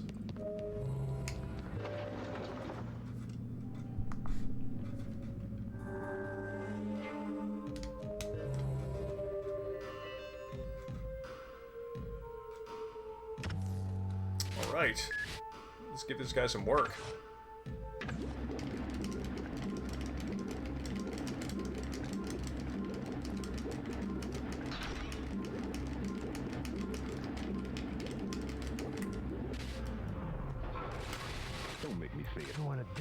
You wanna die, huh?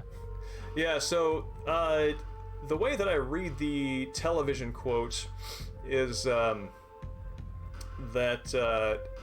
whoever your default Smith is, that is the Smith that every channel is talking to, and it sort of comes from their relationships with each other, and, Dan's just sort of universally hostile, so this is how he greets Mask.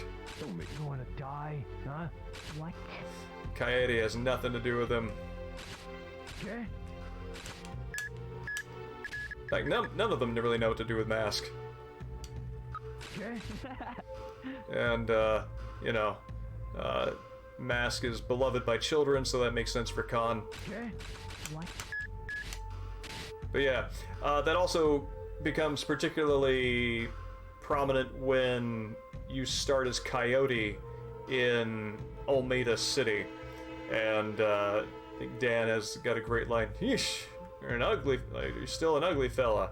How's it been, huh? So it's sort of faux friendly rival antagonism.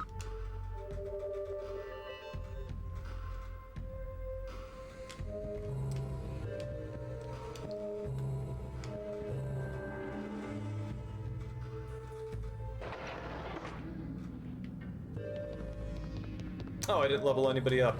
Well, next time.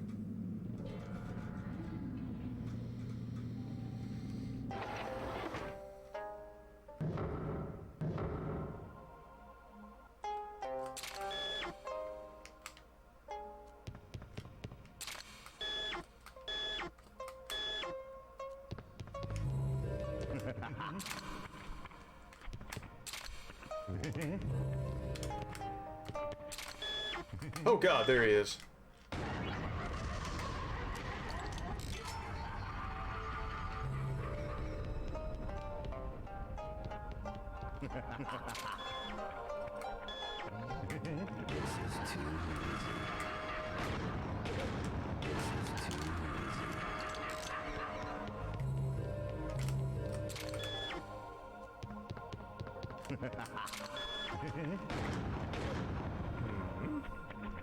There we go.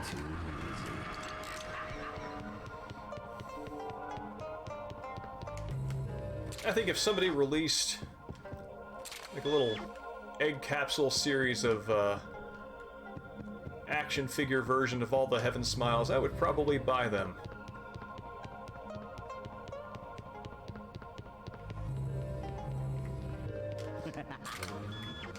Seems like the kind of thing you could probably 3D print pretty easily too.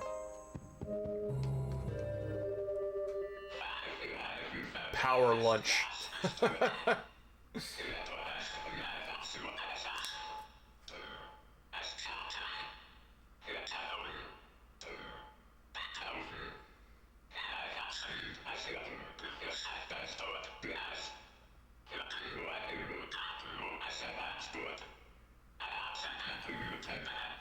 Okay, that answers my question.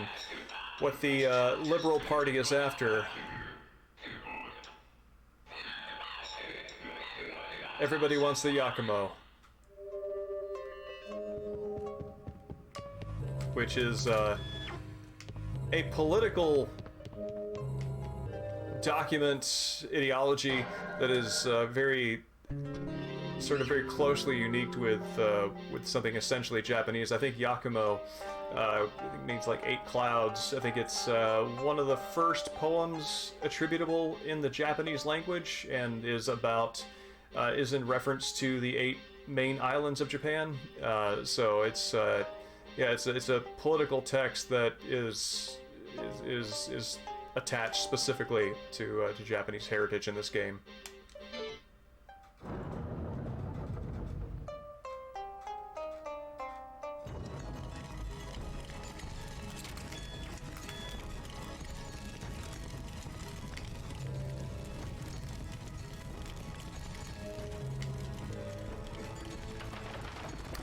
A hell of a time to get a carrier pigeon.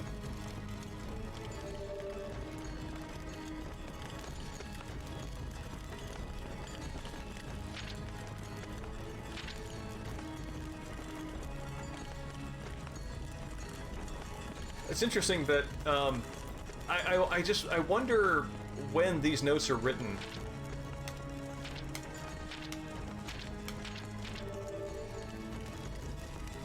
Like, if Johnny is investigating them parallel to the player's activities and he is reporting to the player on the player, or if this is something that has happened in the past and that we are only now getting reports of. One can only imagine that carrier pigeons have a delay between message sent and message received. There we go. Okay. But I absolutely want Khan upgraded here.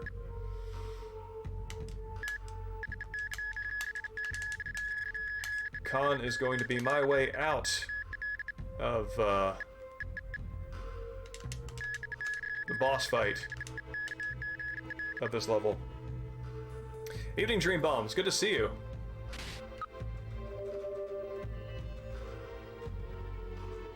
Just about to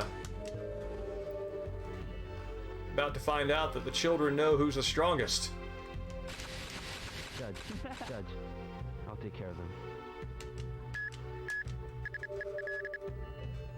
Yeah, this is absolutely Mask's level. He has the most most character moments here. So, besides the fact that he is the starting smith, it still makes sense that all the others are responding to him when you access him on the TV.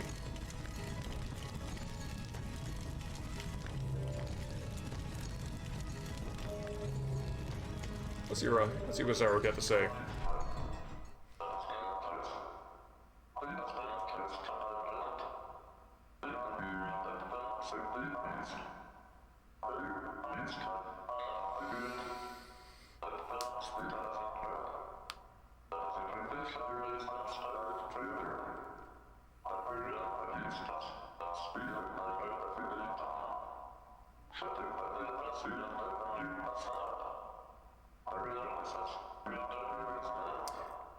No, Bismuth, that happens a bit later. That's with Curtis Blackburn. Yeah, Ark, I'll show you next time. Next time I'm in the save room. Yeah, German suplex it.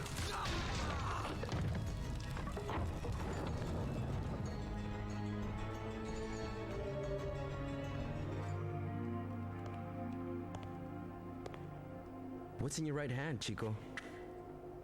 Please don't. This is just a... Put your arms down. No, no, it's not like that. This gun is a... Don't move, amigo. Please, don't shoot. Stay still. Ow!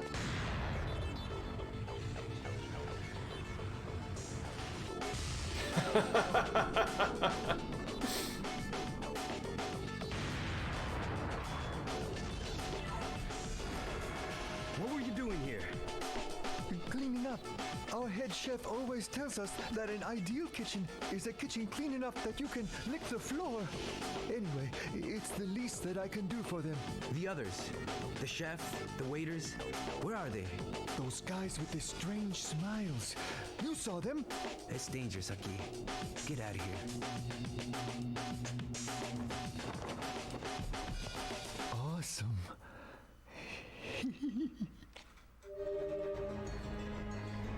Yes, Dream Bomb, unbreakable, and also he's got that, you know, that hero's ability to see the real danger that, that I think Jean Paul, is it? Is that his name, Jean Paul? That he is not the real threat here. Though one must, you kind of wonder if there is some suspicion raised by the fact that literally everybody in here is a heaven smile, and he is not. But yeah, Ark, this is what I mean.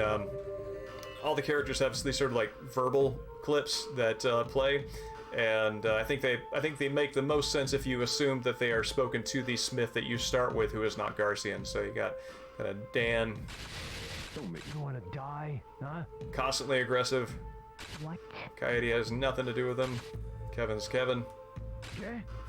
Coyote also not really sure what to do with him. Khan loves him because kids as children know who's the strongest. So that's my thinking on that.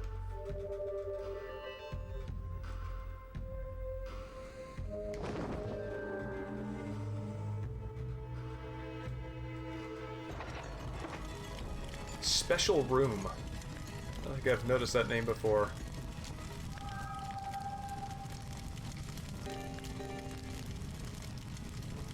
Interesting.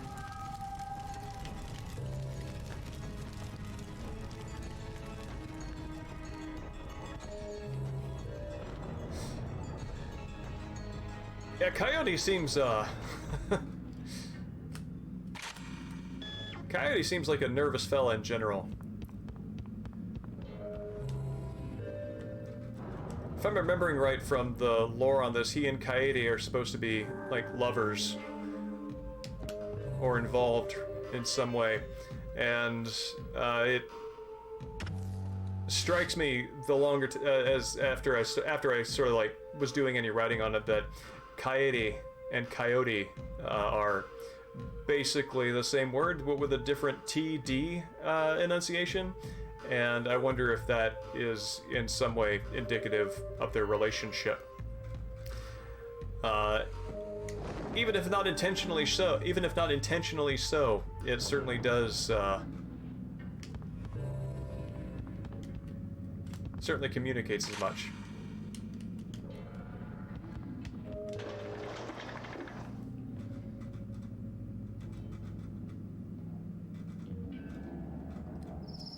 Communicate some close overlap.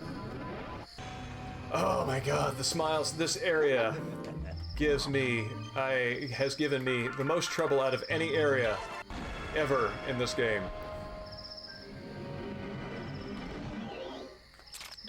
Because of these guys.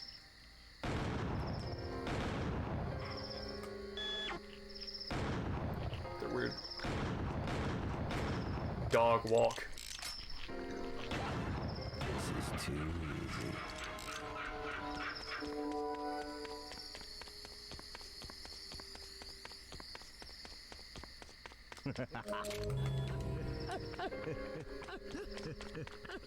I hear somebody really close to me and I don't know where they are.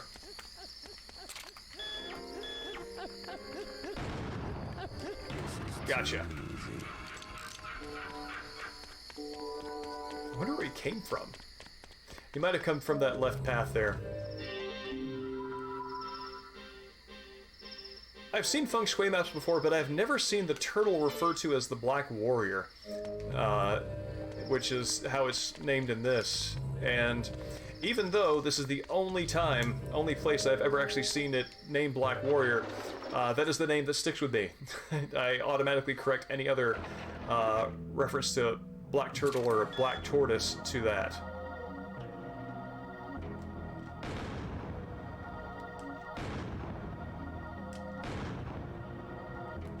There we go.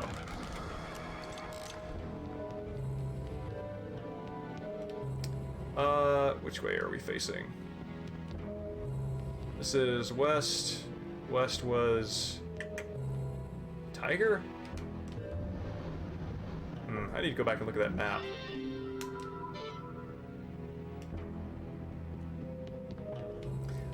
I think so, because I'm pretty sure Dragon is east, Phoenix is south, and Warrior is north.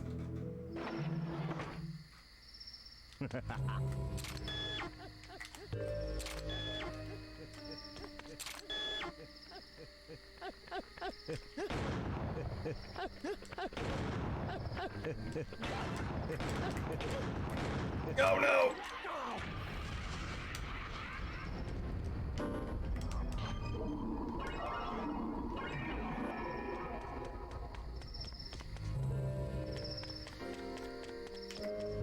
Okay, yeah, that's right. West is the tiger.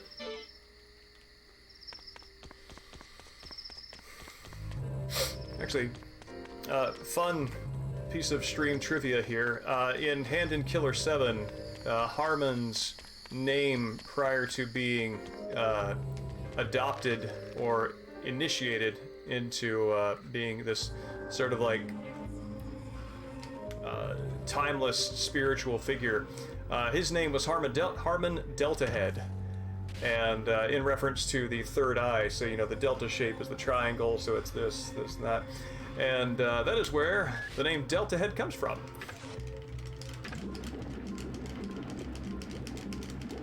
So we're, in some ways, playing a stream origin story right here. You want to die like... Okay.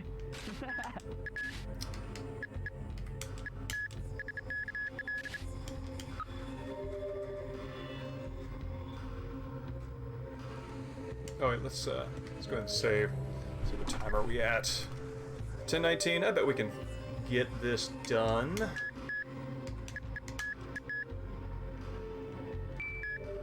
Because we did start a little late tonight.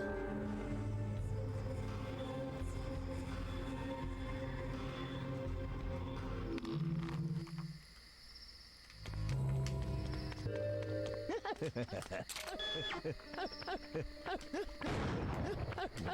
is too easy. Let's see. North. I think this might be one of the only areas in the game where the cardinal directions that the game is pretty diligent on keeping you updated on become actually important to navigating it.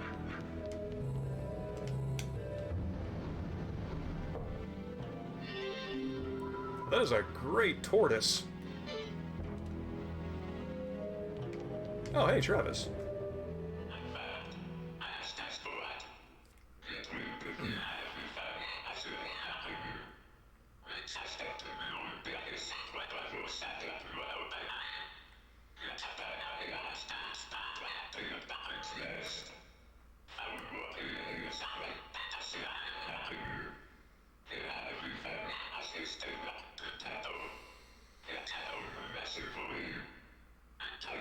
That's interesting.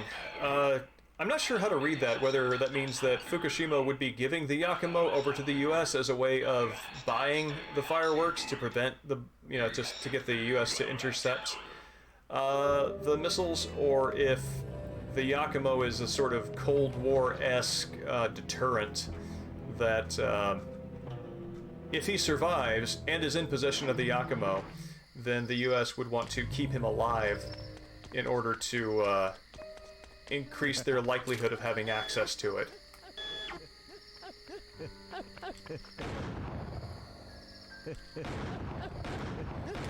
There we go.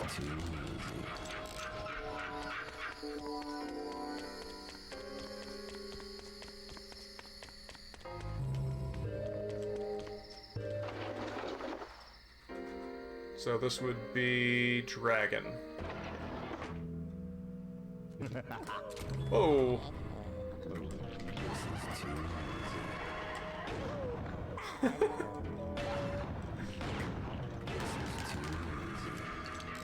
These guys have some of the goofiest sound effects in the whole game.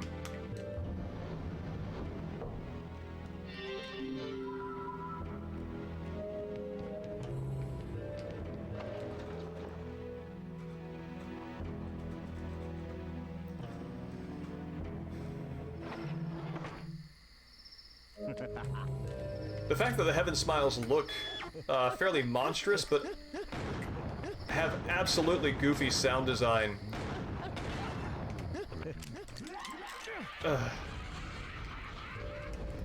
Is a boon to the atmosphere of this game. Having that little bit of levity prevents the sort of like heaviness of the mood from becoming monotonous. Kind of a nice unexpected contradiction in tone. Kind of like Solid Snake sneaking around inside a cardboard box during a hard-boiled military adventure.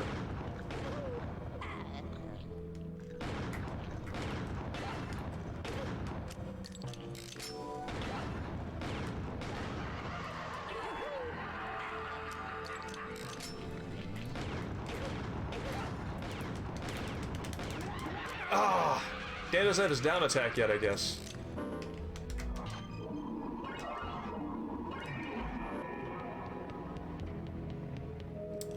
So this is Red Phoenix, yep. And that should get us our bridge.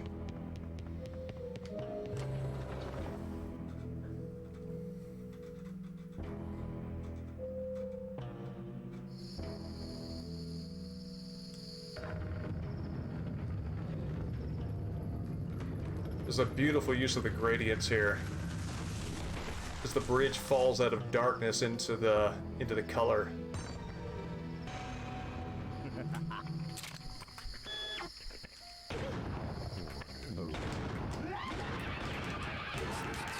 Gotcha.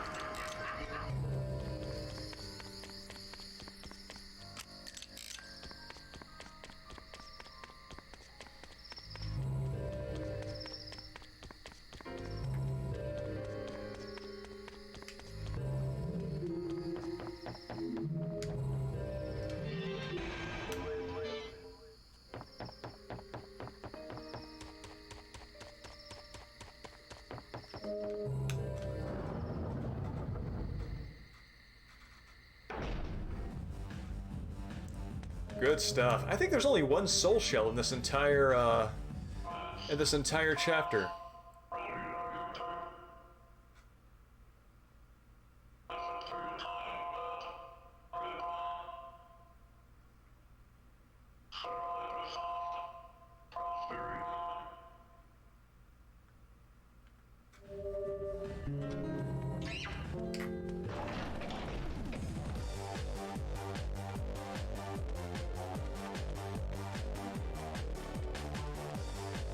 I dig how long they made this track, even though you're only going through here for a very short period of time. You know it's got good momentum, but people will stop inside a very small hallway to listen to it longer than the game gives them opportunity to, just running straight through.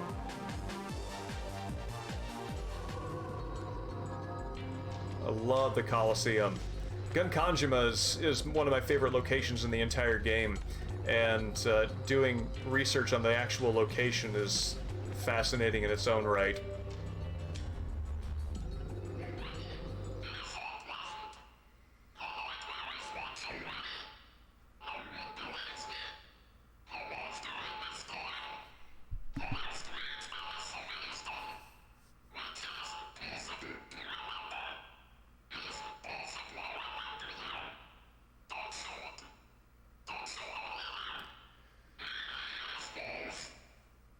Alright, so pretty sure this thing's got the giant exploded head? This Coyote is absolutely my my go-to smith here. Yeah, there we go. It's really cool how these in-between spaces that you encounter when you're in the vinculum gate have completely different washed out gradients to them.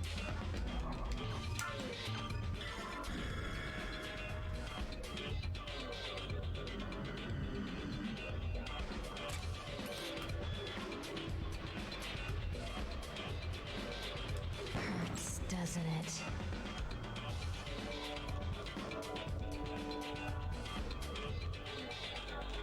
Surprisingly very easy compared to the other multiple hit characters that you encounter in the vinculum gate spaces. Can you go back through here?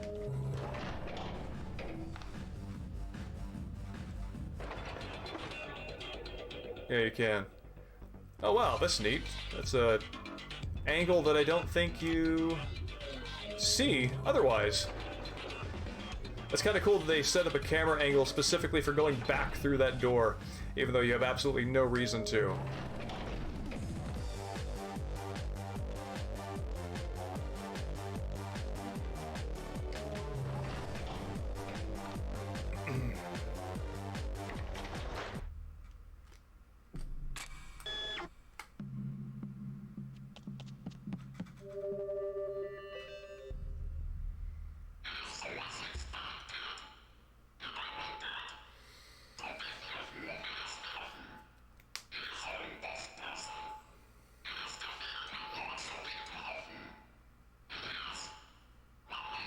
Yeah, that's right. Kes can kind of see into the future, and he's got that sort of cataract vision there.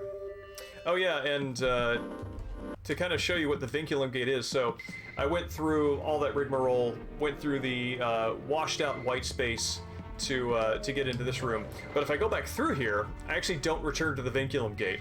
The vinculum gate is this sort of connecting portal that, you know, here. This is where I approached on the bridge. And if I come through here, this is where I went into the vinculum gate. It just takes me straight inside the building. So that entire space, it's almost like it doesn't exist. I don't run through there in real space. It is strictly the province of the vinculum gate. Yeah, right? Every single space is like that.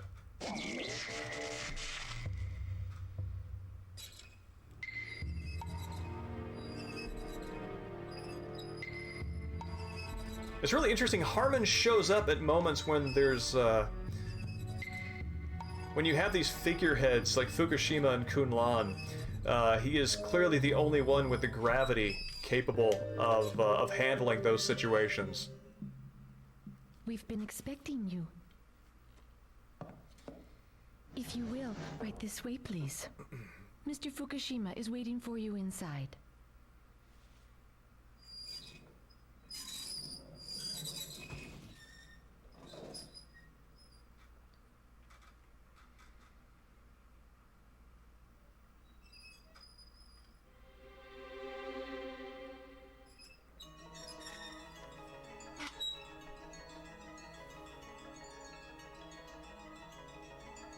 I always wanted to be a tea master. It's one of the reasons I chose this profession.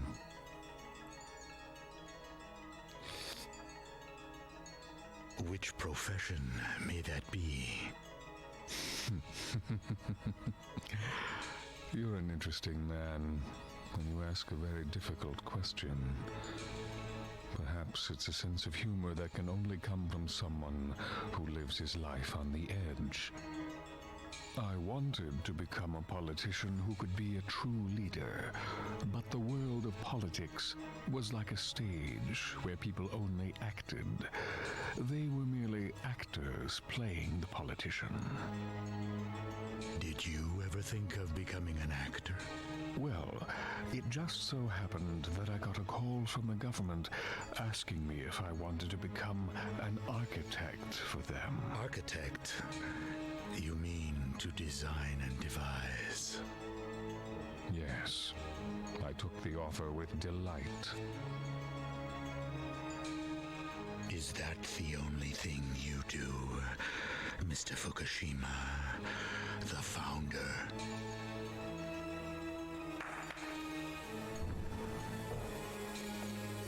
Harmon's danger sense is on alert. Refreshments. Certainly.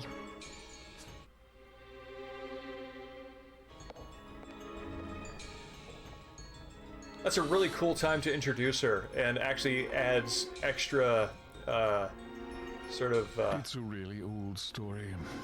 Union 7, extra drama. a group made up of 7 young men, drew up the Yakumo Party cabinet policy. The heat of factional politics eventually broke down the Union 7. It was like a warm welcome in the world of politics. It became clear to me then, this country didn't have what it took to compete with the rest of the world. It must be wonderful to have such a bright secretary. Not as bright as you, Mr. Smith. Thank you. Hand over the Yakumo.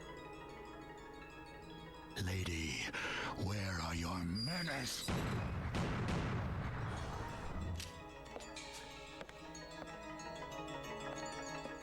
That was a great scene.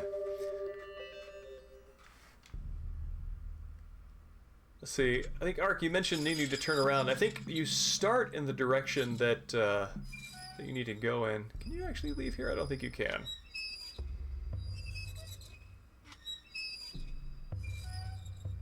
They do give you a long hallway to go down, don't they?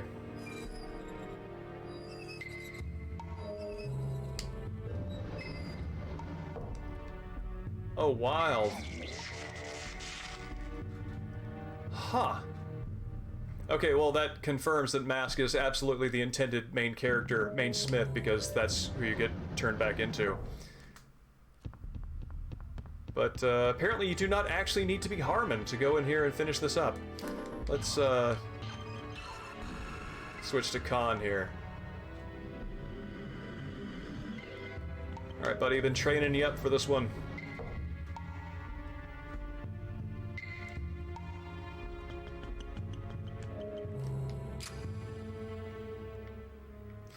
Yeah, there's some sort of thematic resonance between the way that politics, that those political relationships are set up, and the way the killer7 as an assassin's unit work, because Harmon, you find out in Hand of Killer7, was just a regular human being until Kunlan sort of inaugurated, or what's the word I'm looking for? Initiated him into this sort of like supernatural being, kind of vaguely representative of the West, or and that political presence. Harmon then in turn becomes an architect of sorts, because he and Kunlan are the ones controlling things in the background with their chess game, etc.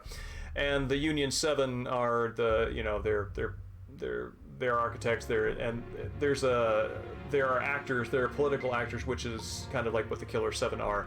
They're Harmon's presence, they're his performance out in the world. So I don't think there's a really strict analogy to be drawn there, and I think that that would be maybe missing the value of that overlap, but just the fact that there are echoes of the same pattern occurring. Not that any one of those is identified with the other, but that is a meaningful concept in this world.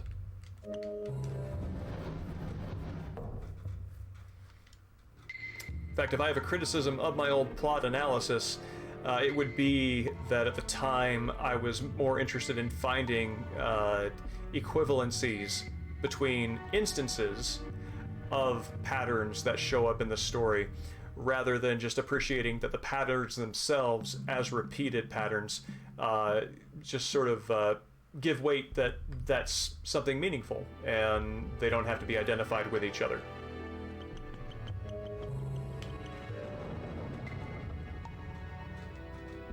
Can I save my game here? I can, in fact.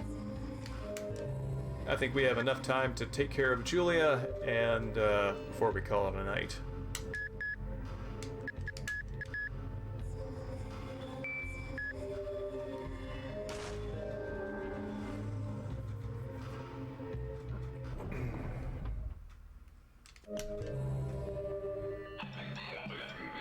Broadband.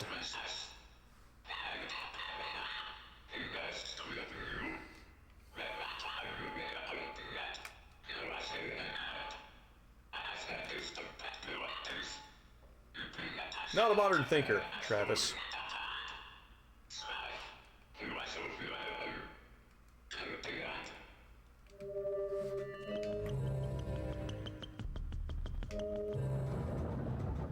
That gym floor squeak when he runs also conveys kid. The United States. Interesting. Got nothing better to do than me. Whenever I see a punk, the assassin starts to stir. From here, it's all about enjoying myself. Sure you got the balls for a shootout? Dead or alive, you're going down. You won't last a single minute against me. Better get ready to die. And that would be a monologue that I have never heard and that the PC version would absolutely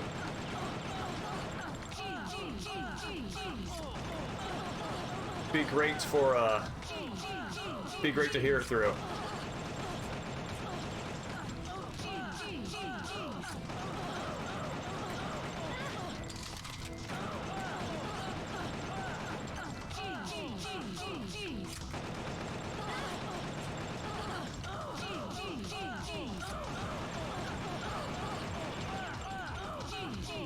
There's something very visually complimentary about, like if you assume that Khan is supposed to be your character who's meant to fight this, he's holding his guns vertically, and she's holding hers horizontally, and there's something very nice about that inverted pattern.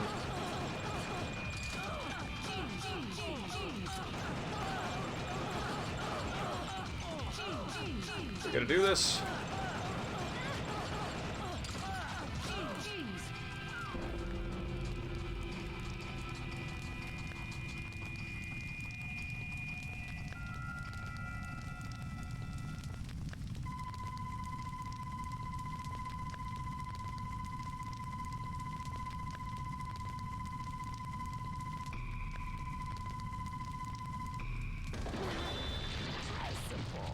Blood well spent.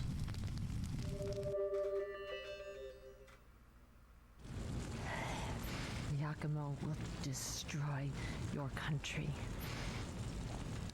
Back off before you get hurt.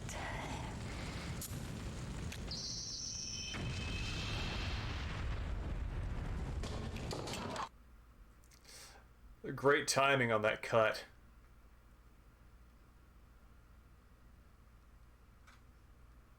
Very impactful to cut at a moment of momentum like that. That's really cool.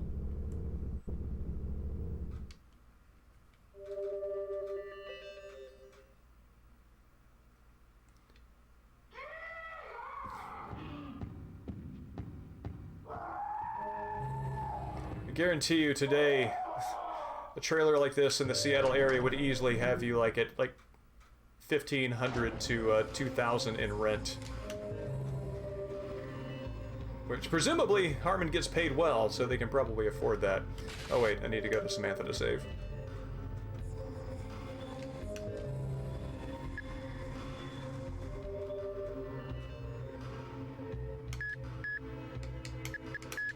Alright, that puts us midway through sunset, and that's going to be a great place to pick up. I believe we're going to start off in Washington, D.C. at the Kaku Building next time. So, thank you everybody for coming out. Arcs, great to see you out. Dream Bomb as well. Mirth, Bismuth. And yeah, everybody have a great night. And I'll be picking this back up on, what is today? Today's Saturday, Tuesday evening. Oh.